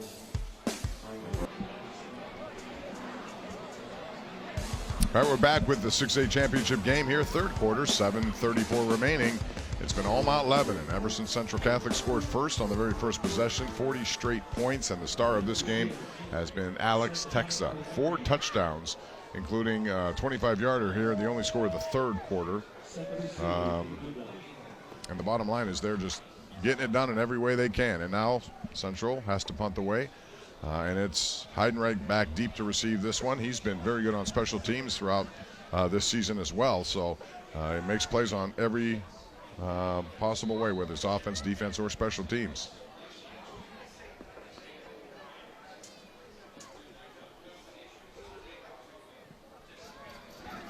And he's going to call a fair catch on this one now as he backpedals to his own 33-yard line. And tonight, is just first of 4 WPIAL championship broadcasts that we're bringing you here on Pittsburgh CW. We have 3 of them coming up next week, next Saturday. The 3A, the 4A, the 5As. Those are live from Heinz Field with the first kickoff starting at noon. Jared Martin will be there. Mike White, myself, Chris will be along later in the day for the 5A finals, and that should be a good game too. So check out next weekend. You're home for the championship high school football games right here on Pittsburgh CW. There's some good matchups there. There's no question. There are. I mean, that 4A matchup is really intriguing with Bell Vernon and Aliquippa. I think the 5A has a chance to be just an absolute slugfest with 2 teams that are big and just run the football and physical. Heidenreich again bounces to the outside now, makes a cut, makes another cut, trying to drag down. He can't. He has blockers. Eli Heidenreich is going to go the distance and add to what has been an unbelievable second half. 67 yards. He and Texa have been a 1- and 2-man show, and boy, what a great bit of running right there as the clock will continue to wind down as this deficit has grown to a big one. And take a look at the cutback running here, Chris. It's just fantastic. I mean, making guys miss in space is their specialty, and we've seen it all evening. If it's not Texa, Heidenreich has been doing it, and what a play right there. I mean, look at him. They look like they have him bottled up for the most part. A couple moves, makes a couple guys miss, and then he's off to the races, and he's got the speed to get there. Extra point is up. J.D. Younger had a hold of him, and he just ripped right away from him. And then he had blockers down the field, too. So he had everything going. Yeah. And it's 47-7. Take another look here, Chris Snyder. Yeah, no question. This is like single wing football right here. You get guys blocking on the edge, and then it becomes about a guy's can he make some guys miss? And you can see he run through a couple arm tackles like that, help set up some blocks, and then it just becomes a foot race. Both of these guys tonight, Heidenreich and Texa, have been outstanding with the football in their hands. 2 playmakers. You might not see a better 1-2 punch in the WPIAL than these 2 guys, and the show that they put on here tonight. Spectacular. Coming into this game, almost 2,600 of combined yards, 229 average in the game between both of them. And I'm watching him. He's going to Navy, and if you're Navy, I'm begging. Can you get your teammate to come with you? Can you please get these? I mean, unbelievable. Oh the rushing yards have just, again, when you had 67 yards to the one we just had there, his individual totals are way up there. But 404 so far to Central Catholic. I did not expect that coming into this game. I did not either. Even though the first time they played Mount Lebanon won fairly handily. Yeah, and that first game, I mean, you almost kind of look at it, you go, well, there was a rain delay. They came back in the second. Oh, man, look at this. And then they onside kick it. Oh, my. Now an onside kick up 47-7, and they're going to call it as such. Wow. I mean, this happened so fast, the referees don't know. I don't think they know. I don't know. Did you expect anything like that? I would never expect anything like that at 47-7. Yeah, I don't know if they blew the whistle for the kickoff or not. Defense. Okay, Mint. That's going to be on illegal procedure on the kicking team. The kicking team. 5 yards, re-kick. So they're saying they were offsides? Well, I don't know that the officials were ready for that. I honestly don't think so, because we were watching and you can see they wound the clock there. So, yeah, the refs were not set. The one was running away from the ball, you saw there. And then they signaled it was Mount Lebanon ball, but then they obviously changed their mind. I don't know if they. It sounded like there was a whistle that was blown though. Whenever that we just saw that initial clip, and you wonder if a whistle was blown, and it's a really smart play. But obviously, the official we saw running out from there was not set. So. But let me ask you: if you're on the other side of the field, and you see that call against you down 40, what do you think? Oh man, that's a tough one to swallow if it does happen. I mean, those guys were roommates. Those guys were roommates. What's going to happen tonight when they call, or tomorrow? Maybe they're not going to talk to each other. Maybe they're not going to talk to each other after something like that. But man. Knowing both of them, I'm not quite sure either one of them would want to. Hey, listen, we play. Let's play the game, and they take their lumps as much as they've given them out, and they've given out. Both these guys have given out lumps, to a lot of teams out there. Well, already in this half, we've seen a couple of sloppy penalties on Central Catholic. One was called for roughing. Another one was unsportsmanlike conduct out of bounds. There were a lot of things here, and some of them I thought were now a little bit of reverse action, which is going to go nowhere. But there's a part of Central's got to be frustrated, and I think that frustration showed on that drive where they had back-to-back penalties for 30 yards. Yeah, that was that was pretty much it. Whenever that happened there, to start the third quarter, the thing you could not do is assist them offensively, because you just got kind of they were having their way with you in the first half. You come out and then you assist them with 30 free yards and penalties, frustration. You could call it maybe a lack of discipline, lack of focus. I think it's just more of a frustration, because they're not. Listen, they're usually on the other end of these things. They're the ones dishing out the punishment. I think the interesting thing though is after the first drive of the game, they've never found any offensive rhythm, and you got to credit Mount Lebanon, the defense, what they've done here this evening. J.D. Younger is in the backfield now for the first time that we've seen him, along with Gannon Carruthers for Central Catholic, as the Vikings trail here by 40, and that clock continues to wind down.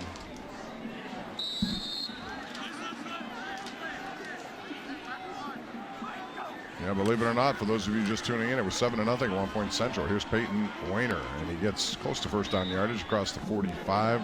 It'll be 2nd and 1 coming up for the sophomore. Broke his leg last year, rebounded, had to go through a rehabilitation process, but had a pretty good season this year. Well, and you mentioned something earlier, when we were talking. This is a young Central Catholic football team. This is a lot of sophomores and juniors that are out here playing. Yet, don't get me wrong, they have some seniors, but this is a predominantly younger group of guys. So for them to be as successful as they were with some young guys, only you know what's going to be coming back, and you know what you're going to be getting with these guys here in the future. And you look at their team, Peyton Weiner is a sophomore. They use Brandon Jackson quite a bit. He's a senior, but other than that, Peter Gonzalez is a sophomore. Vernon Settles, who is related to the great Charlie Batch, he's only a sophomore as well. Personal foul on the defense, 15 yards, first down. One senior on the offensive line. Yeah, they got 4 guys underclassmen up there, and that's going to bode well for them next year. So I would look early in the season next year and look at Central as a team that's going to be right there at the end again. Listen, they're always going to be. They got a great coaching staff. They're going to regroup after a game like this. Yeah, tonight you kind of ran into a buzzsaw. They kind of ran into a couple guys, and they were determined to win. And this started 3 years ago whenever Bob Palchko got to Mount Lebanon, and they were going to finish the job, and they're doing it here tonight. J.D. Younger has first down yardage there. And he gets to the outside before Matt Works was there to knock him down, but that'll be, at least I thought it was a first down from here. Stopped on the play by number 4, Matthew Works. Just a little bit short. Well, they gave him no, first they down. gave it to him. Yeah, it was right at the line. Well, it's an important thing now if you're coaching on the other sideline where you're staring down this deficit, but down by 40 points. How do you guys respond? Do they quit or do they keep fighting? And it's a good teaching tool, certainly. And I'm sure Terry Totten is telling those guys that. So what are you going to do? You know?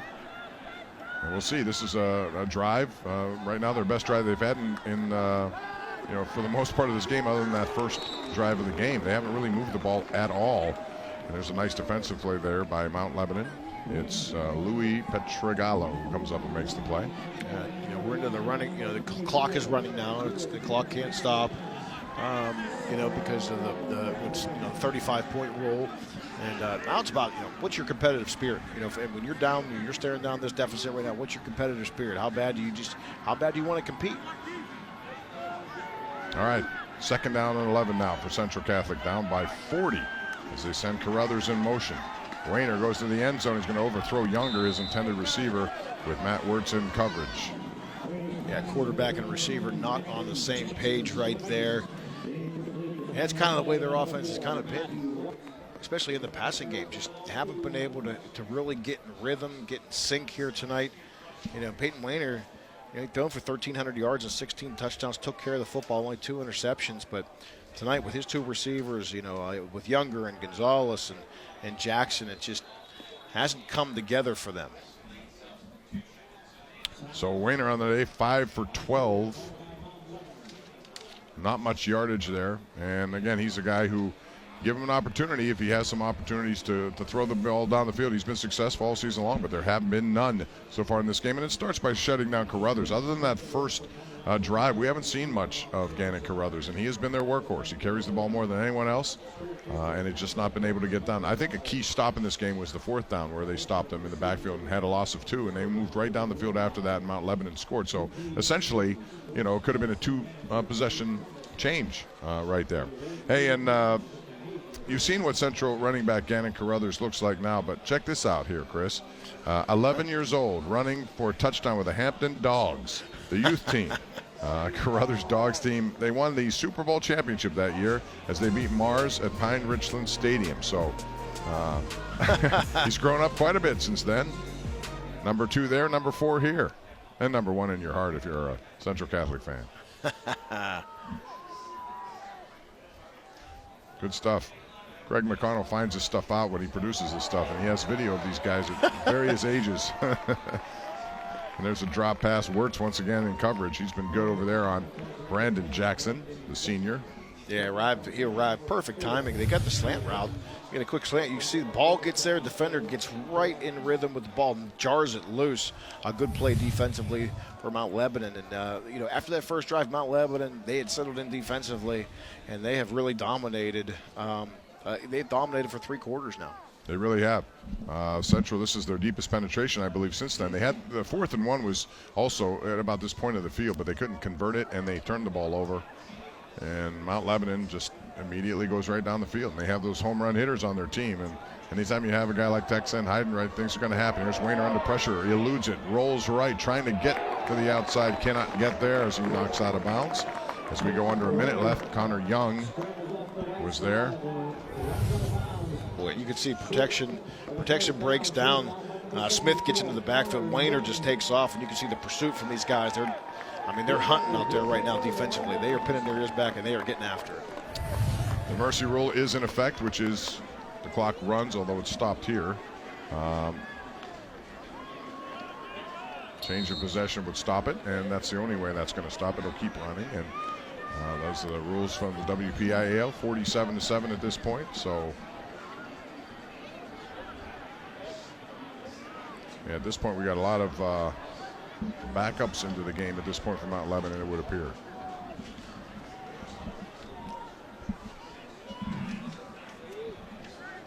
All right, Mount Lebanon up 40. And a handoff. Not much there for Louis Petrogallo as he gets his first carry of the night. So I didn't expect this kind of game, Chris. I really didn't. I thought we'd have a really tough game that featured a lot of back and forth, big plays both ways. I really thought when I looked at the statistics and I started looking at everything on paper, you start looking at the lineups and everything, I thought, man, they look pretty even to me. Like this was going to be an even, close, tight ball game, and I really thought that they would, it would be contested that way. I did not see it happening. I did not see it unfolding like this, where just one team just after the, just kind of really imposed its will on the other one and just dominated. Dead ball, encroachment on the defense, 5 yards. All right. On that penalty, we will end the quarter. So it's been all Mount Lebanon ever since the first drive of the game, which went to Central, and they had a 7-0 lead. Mount Lebanon has responded with 47 straight points. We'll be back with the fourth quarter. 6A championship appears to be Mount Lebanon's. We'll be back after this. All right, we're back. 6A championship game, which appears to be decided Mount Lebanon. 47 unanswered points after Central had the lead. Bob Pompiani, Chris Snyder, along with Rich Walsh, we're here as we have 12 minutes left in this game. 2nd and 11 for Mount Lebanon. And they have a lot of backups in the game right now.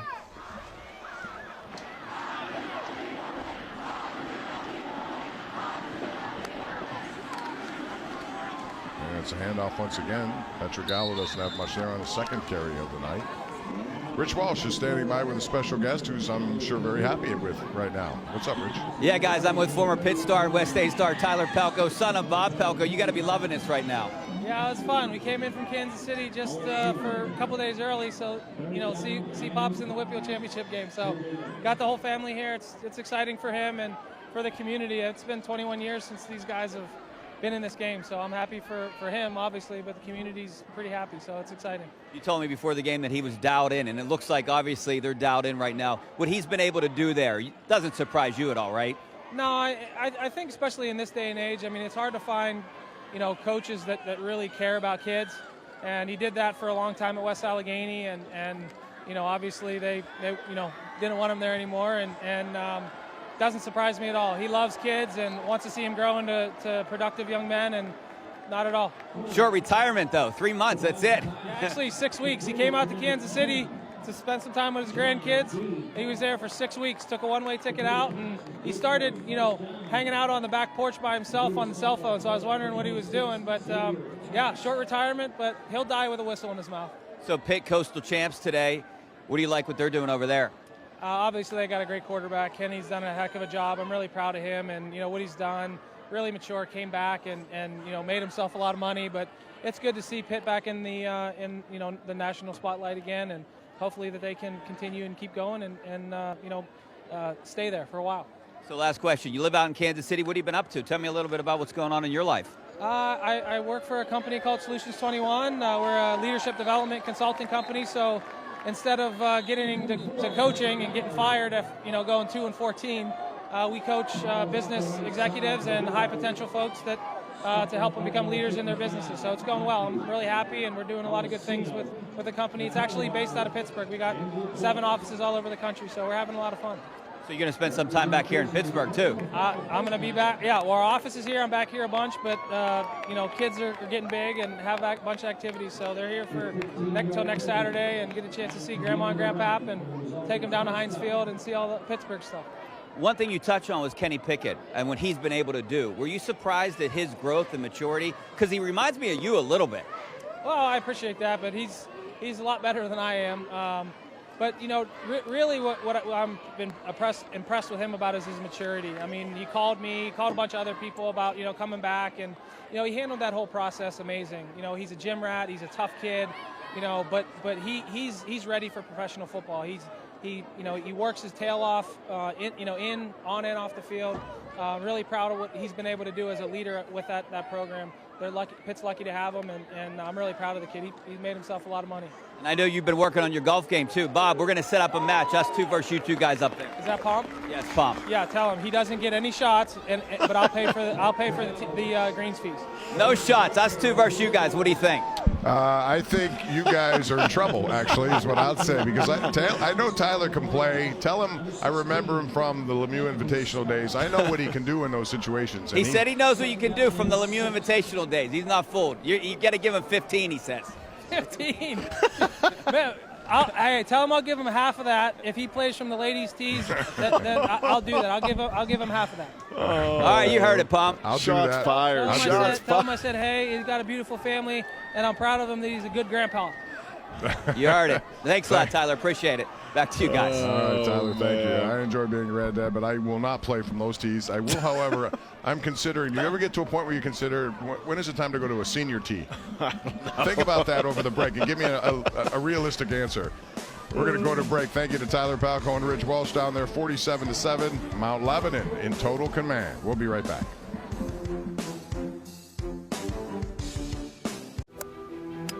After hitting golf balls, probably 1,000 golf balls a day, your joints pay the price. When I felt my body starting to break down, I said to myself, oh boy, what is this? I went straight to Dr. Bradley, straight to UPMC. He fixed it up. So identifying what your problems are, repairing that problem with the best doctor and obviously the best hospital. I can hit it further today than what I did back in 2000. I didn't choose to have a shoulder injury, but I did choose UPMC. Design the door of your dreams at Energy Swing Windows and Doors. Choose everything from style, color, glass design, and hardware, and see what the door looks like on your home before you buy. We're the only showroom in Western PA where you can stop in and see every glass design offered by Provia. With hundreds of 5-star reviews, Energy Swing is dedicated to delivering a red carpet experience. Make a statement, make it your own, and get $500 off every door. Stop by our new showroom in Monroeville or visit EnergySwingWindows.com. Even in these uncertain times, CCAC is still the best place to begin your degree. In person or online, this is a top-notch education with expert faculty. Whether you want to take a few classes or enroll for an entire semester, you can earn credits that transfer to more than 500 colleges and universities. Spend your first 2 years at CCAC and save tens of thousands of dollars while earning the credits you need. Get started today at ccac.edu. The WPIAL Championships on Pittsburgh CW are brought to you by UPMC Sports Medicine, building better athletes, and by Carlow University, a tradition of academic excellence and social justice, and by First National Bank, the official bank of the WPIAL. Let's get started. First National Bank. All right, we're back. It's 47-7 at this point, and it's been all Mount Lebanon. So, do you play the senior? You're not old enough, but when you get to that point, would you consider it? No. I don't either. No. I haven't done so, and sometimes it makes me wonder. Didn't you guys play a match this summer, and you were beating him? Well, he beat me too. Oh, so, did he? Yeah, we go back and forth. Okay. Pretty even. Where do you guys play at? Wherever we can find a golf course. Mount Lebanon now with this clock going to continue to run, and really a surprising development from my point of view, just because I thought this was going to be a very competitive game. But again, the experience, I think we talked about that, the experience of Mount Lebanon is very much on display here. Those two guys in the backfield, plus, Daniel's a quarterback, 3 seniors, 3 guys who've been around, 3 guys who've been through ups and downs. They know how it works, and they stood out tonight. Yeah, they've got a lot invested in this. You could tell that. You can tell by the way they play, but they've invested in this from the time that they got a new coach. And, when you bring in a new coach that has, knows how to build a program because he's done it before, it's about buying in. And you're going to get some kids that buy in, and you're going to lose some kids that aren't going to buy in. And the ones that obviously bought in are standing out here tonight. They're enjoying this because they're going to win the first championship in 21 years for the Lebos. And it's always a good sign when your quarterback has a baseball cap on after 3 quarters and he's not in the game. And that was the situation with Joey Daniels. And that's going to be a first down run there by Aiden Dawson, who's a junior, getting his first opportunity to play in this game for Mount Lebanon as they get inside the 30 to the 29-yard line. Boy, and you really got to like their chances in the state tournament as well, because they got some guys that they're just matchup nightmares. They really are from a skill position, and their offensive line is coming along, and they're playing really well. So they're going to be a tough out for anybody. And it would be McDowell up next, right? James Conner territory up there. Oh yeah, James Conner. That's right. Erie McDowell. I think they won last night in their district. Against Alderdice? Yeah, against Alderdice, and so then they'll get the winner of this game, which obviously is going to, barring some sort of craziness, it's going to be Mount Lebanon. Dead ball. Ball start on the offense. 5 yards. Repeat the down. It's a matter of where that game will be, but I think this team right now, they're prime. They're playing well, and they hit it on all cylinders tonight. And if they continue to play like this, especially offensively and defensively, and with their special teams, they're going to be tough to beat. 19 first downs for Mount Lebanon in this game. Again, Central has been limited after their first possession. That was it. They haven't done much of anything since then, and that's a credit to the Mount Lebanon defense. They've been really on top of it, and they made life difficult for the outstanding running back Carruthers, and they've taken control of the game. They did so really midway through the first half of this game when they went up, and then they added to it right before halftime, and then came out in the third quarter and took advantage of field position they got. All right, believe it or not, it's been more than 20 years since Mount Lebanon has reached this championship game. And what would be the final high school game ever played at Three Rivers Stadium? You might remember this, Chris. The Blue Devils went back and forth with Woodland Hills. They hung on for a 14-13 win when Woody High couldn't convert an extra point in the final minute of the game. Wow. And that's how it ended. So Mount Lebanon, last one there, and the last win. So this is a new era in Mount Lebanon football, led by Bob Palco. I think what's interesting is they won the first championship ever played at Three Rivers and in 1970, and then the last one ever played at Three Rivers, which was 2000. There were some great matchups too. Some of those teams, Woodland Hills. Yeah. And you know, when it was, you know, just 4 classifications, you seem to have a lot more rivalries involved. I don't know, you know, some of them have waned over the years because of the I can remember going down there with my dad, and it was probably in the 80s whenever Gateway was in their heyday with Terry Smith and Curtis Bray. They played North Hills, who I think had the Bender brothers, and it was these great ball games, and it was packed. And I think Aliquippa and Ambridge played, and I remember seeing Pudgy Abercrombie play down there, and I just remember just going down there for those games, and it was just, I mean, there was big crowds, and it was great football. All right, Alex Cavalde, the quarterback. He's been in there ever since Joey Daniels has gotten to the sidelines. Handoff up the middle as the clock continues to tick away. And what a good season, though, for Central Catholic. Like I said, last year they won the WPIAL championship, but they had immediately learned that there was a COVID, and it wasn't necessarily on their team, but it was in their school. And so that was back when they were just, that's it. You forfeited a game after that. So they got to the state championship round, and they couldn't play in it. Yeah, and, you know, and last year, obviously, with the COVID thing, you know, it was a little different. It was much more unaware of what was going on. This year, it's obviously, you know, with vaccinations being around and everything like that, and with the protocols that are in place. But yeah, that would have been a tough one to swallow. You win the WPL championship, and then you self-report yourself to take you out of the state tournament. Yeah, that was their first playoff game in the state. It would have been, but it was canceled because of that, and they had to forfeit. We'll take a break here now. Change of possessions here going on. It's 47-7 inside of 5 minutes left on what will be a Mount Lebanon championship.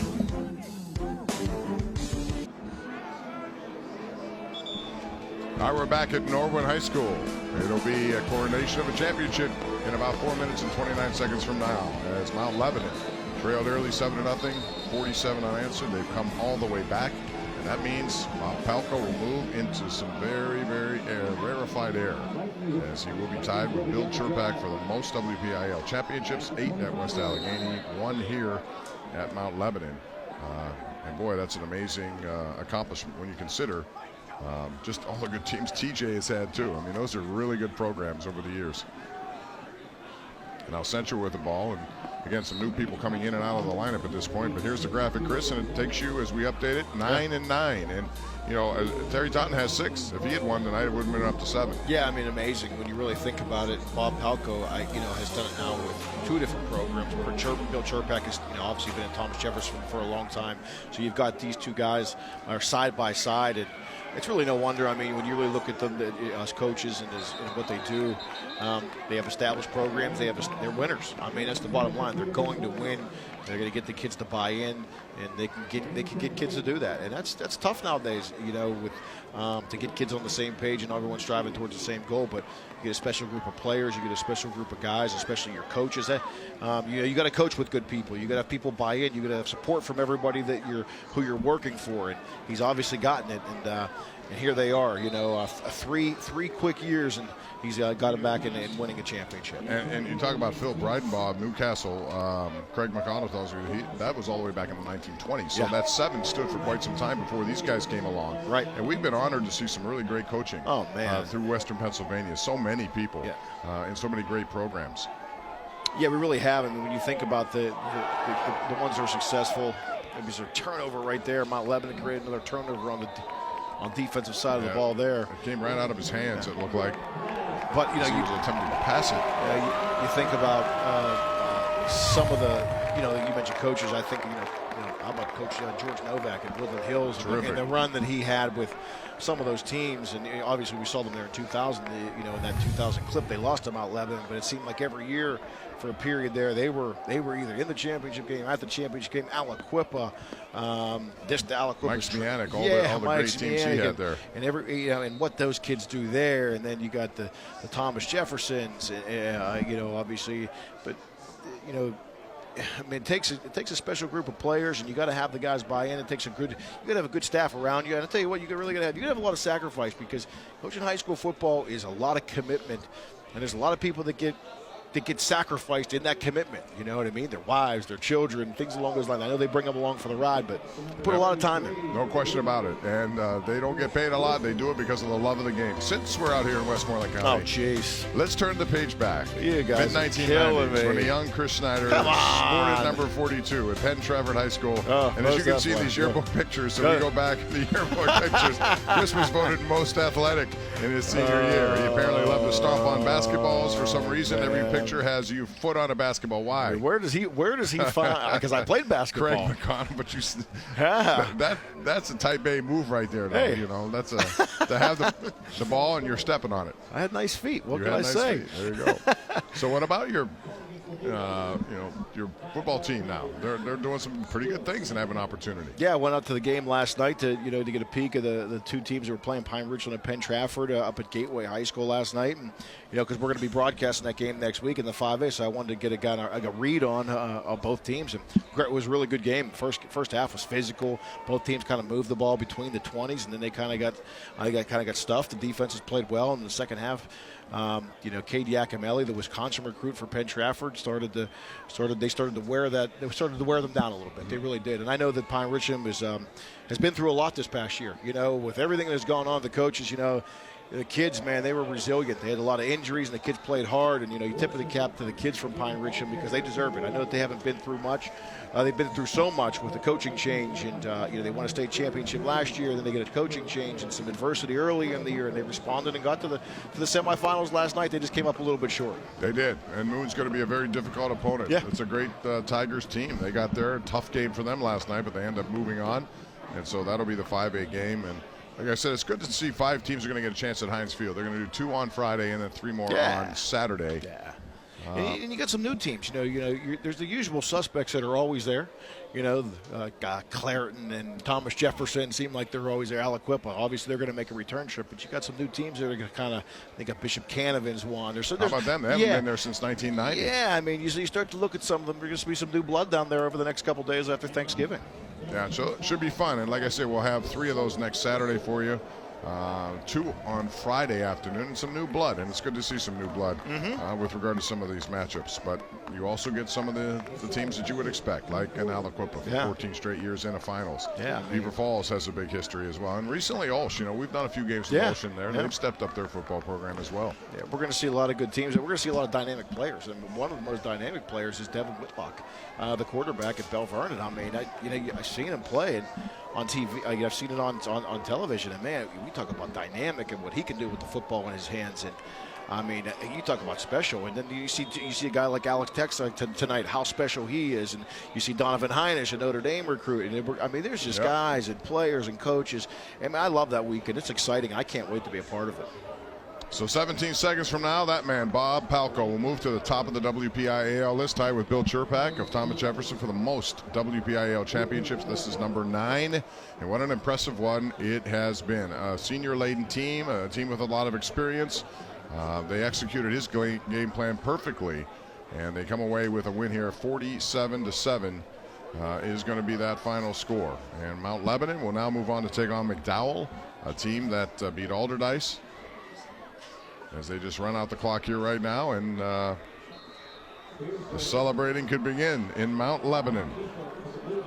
They stop it on a change of possession, turnovers and that sort of thing, but other than that, that clock keeps on running. But what a season it's been. Undefeated, ranked number 1, and a rematch. And Bob Palko told me he's always leery of rematches because you just don't know.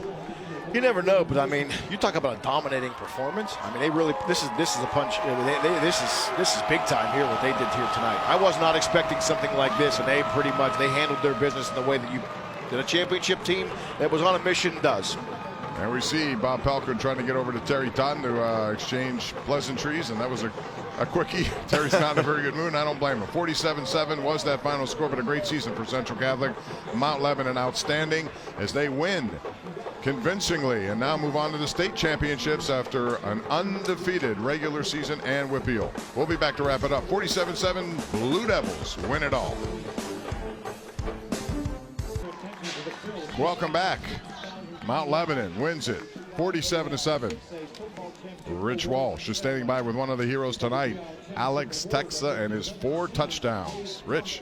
Yeah, I'm with our RE/MAX Select Player of the Game, Alex Texa. Big game, big stage, big moment. How'd this feel? It feels great. It really does. You know, it's been 20 years, you know, since we won the WPIAL championship last.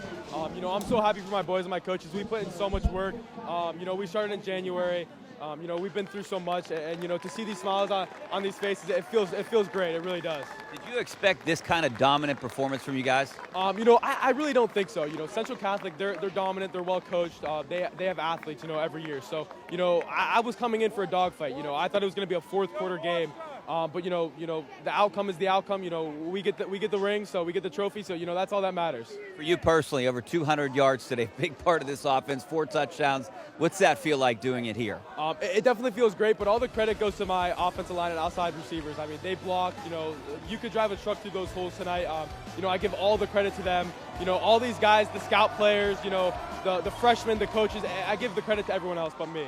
So now, the big question, where are you going to play football in college? You know yet? You know, I'm still waiting a little bit. It's a big decision. I want to take my time. You know, there's a few schools that are still interested, so we're going to see. But I definitely want to make a decision soon. Before we go, real quick, last question. Bob Pelko, what has he done for this program? You know, he's totally changed the culture. You know, we talk about that all the time.